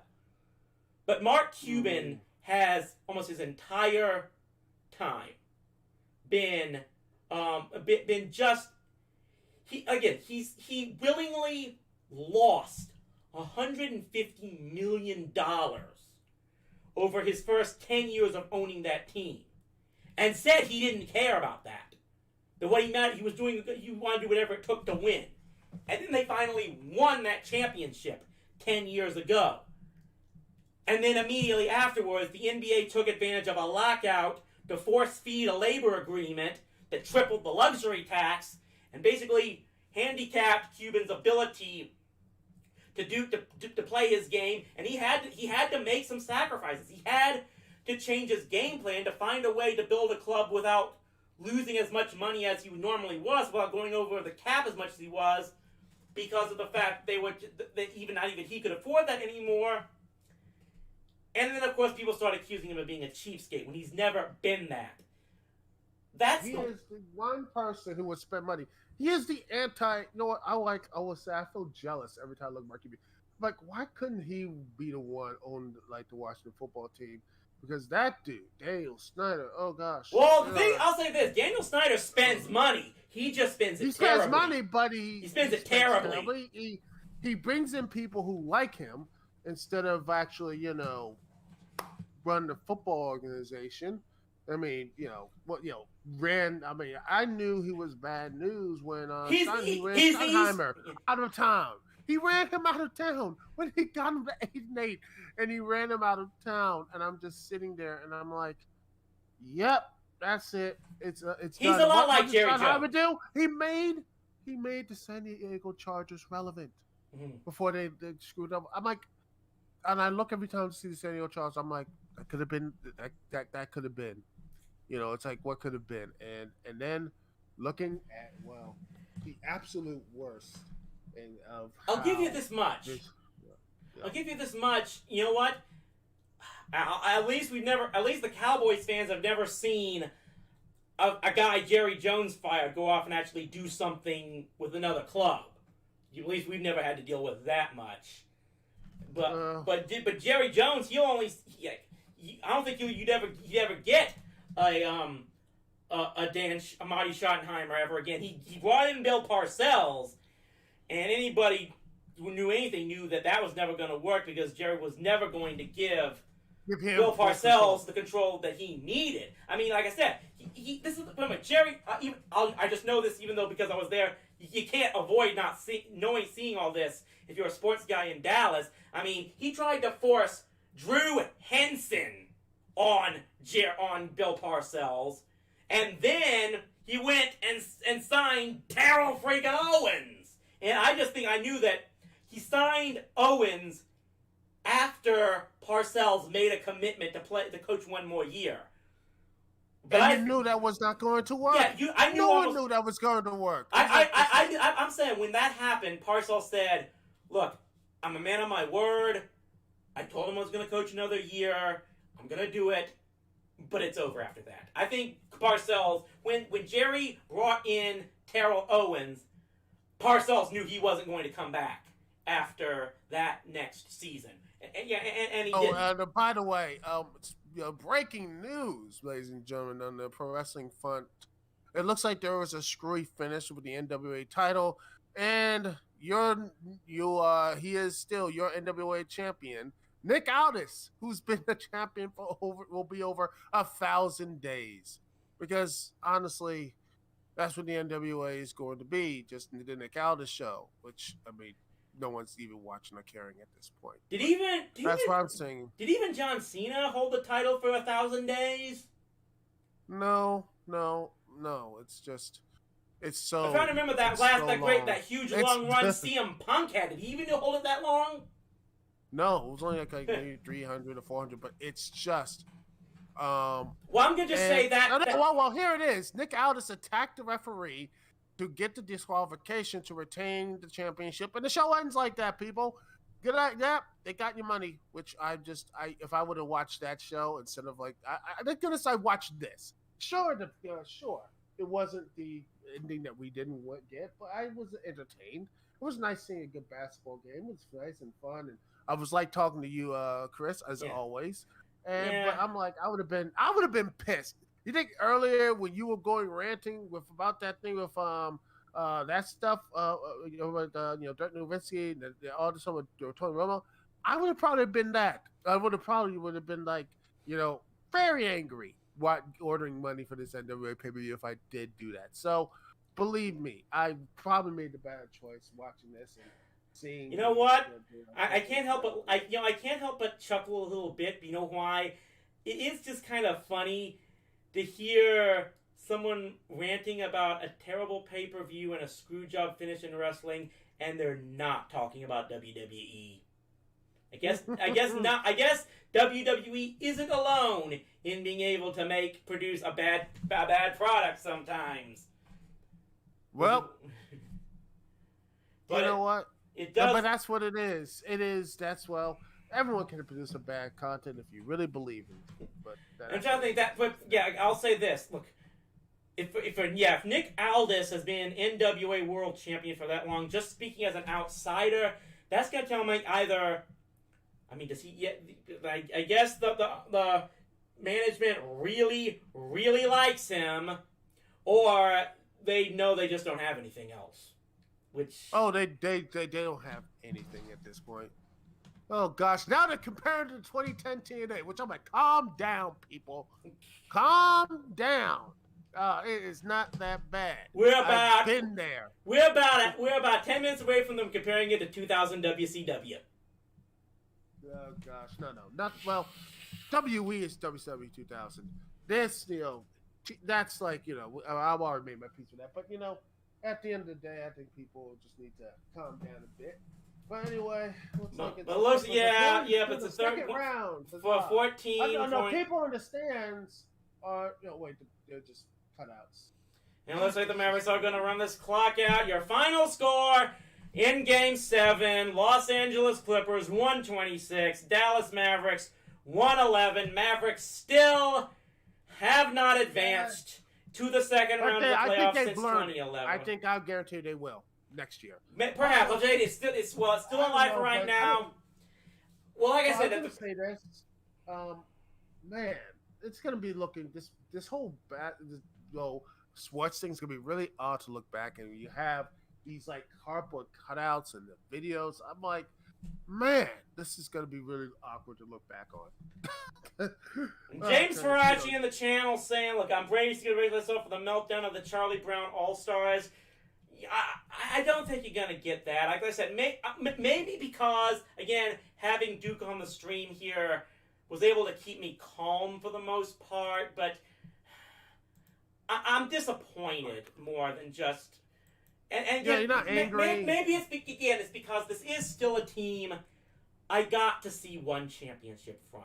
This isn't nearly as disappointing as what I endured in 2011's October with the Rangers, or especially in 2016. That was as bad as anything else. The 2016 Rangers, that was on the level of the 2019 Tampa Bay Lightning with what happened to them that season. But, like I said, it is disappointing. Like I said, they still have not won a postseason series since the championship year of 2011. The Clippers' advancement will, like I said, it will guarantee that we are at least going to see a team win its first championship in more than 35 years, if not ever. Which is a good thing. Which, I'm hoping. And you know what? I'm going to say it. I think the Nuggets are going to win the whole damn thing. Well, and you say Jokic is going. You say the Nuggets. The MVP. You pick the Nuggets. I'm going to say right now, I don't know if I'm going to watch anything anymore. I don't know for sure if I'm going to watch any more games right now, but I'm going to go ahead and pull for the Jazz. One, because they have to beat the Clippers to get there, and I want to see the Clippers lose as soon as possible. But just again, there's also my history of having loved to watch John Stockton and those teams in the 90s, and I've always wondered why Tree never made a legacy of failure video on the Jazz. But maybe they can avoid that from happening. It's going to be a good series. I mean, I think there's nobody in the Western Conference now alive in the playoffs that's ever even won a championship anymore. You've got the Clippers, Utah, Phoenix, and Denver. So yeah, even though Phoenix came close a couple times, everyone in the West that's still alive is trying for their first title. But that, I think, is going to wrap it up from here. Like I said, this is probably because of the stream. We won't be having Rowdy live. Hopefully, we'll be back on our regular schedule for starting next week, because I'm not 100% sure we're going to have another one of these sports streams for a long time, because the Mavericks season is over, Stars season is over, Rangers are god-awful. Even if I liked football, that's not until September. I'm definitely not streaming any Cowboys games, because I don't want to torture myself with that. But I said I do hope to release on June 11th a video that's going to be talking about that 2011 Mavericks championship team and what's happened since then. Hope you guys can all check that out. I do want to thank Charles Thomas of the Duke's TT Lounge for joining us today and at least making watching this game somewhat more tolerable. And I'm hoping that I can find some way, some type of stream to bring him on once again later on. Maybe we can turn this into a dumpster fire thing sometime down the line. Would love to see it happen. Just hopefully we can find the material that allows us to make it happen. All right, that's going to be great as well. Well, thanks again for having me. Yeah, thanks once again to Charles Thomas for listening. Thanks for everyone who's tuned in for this. Again, we should hopefully be back with Rowdy Live next Sunday, 7 p.m. Central Time.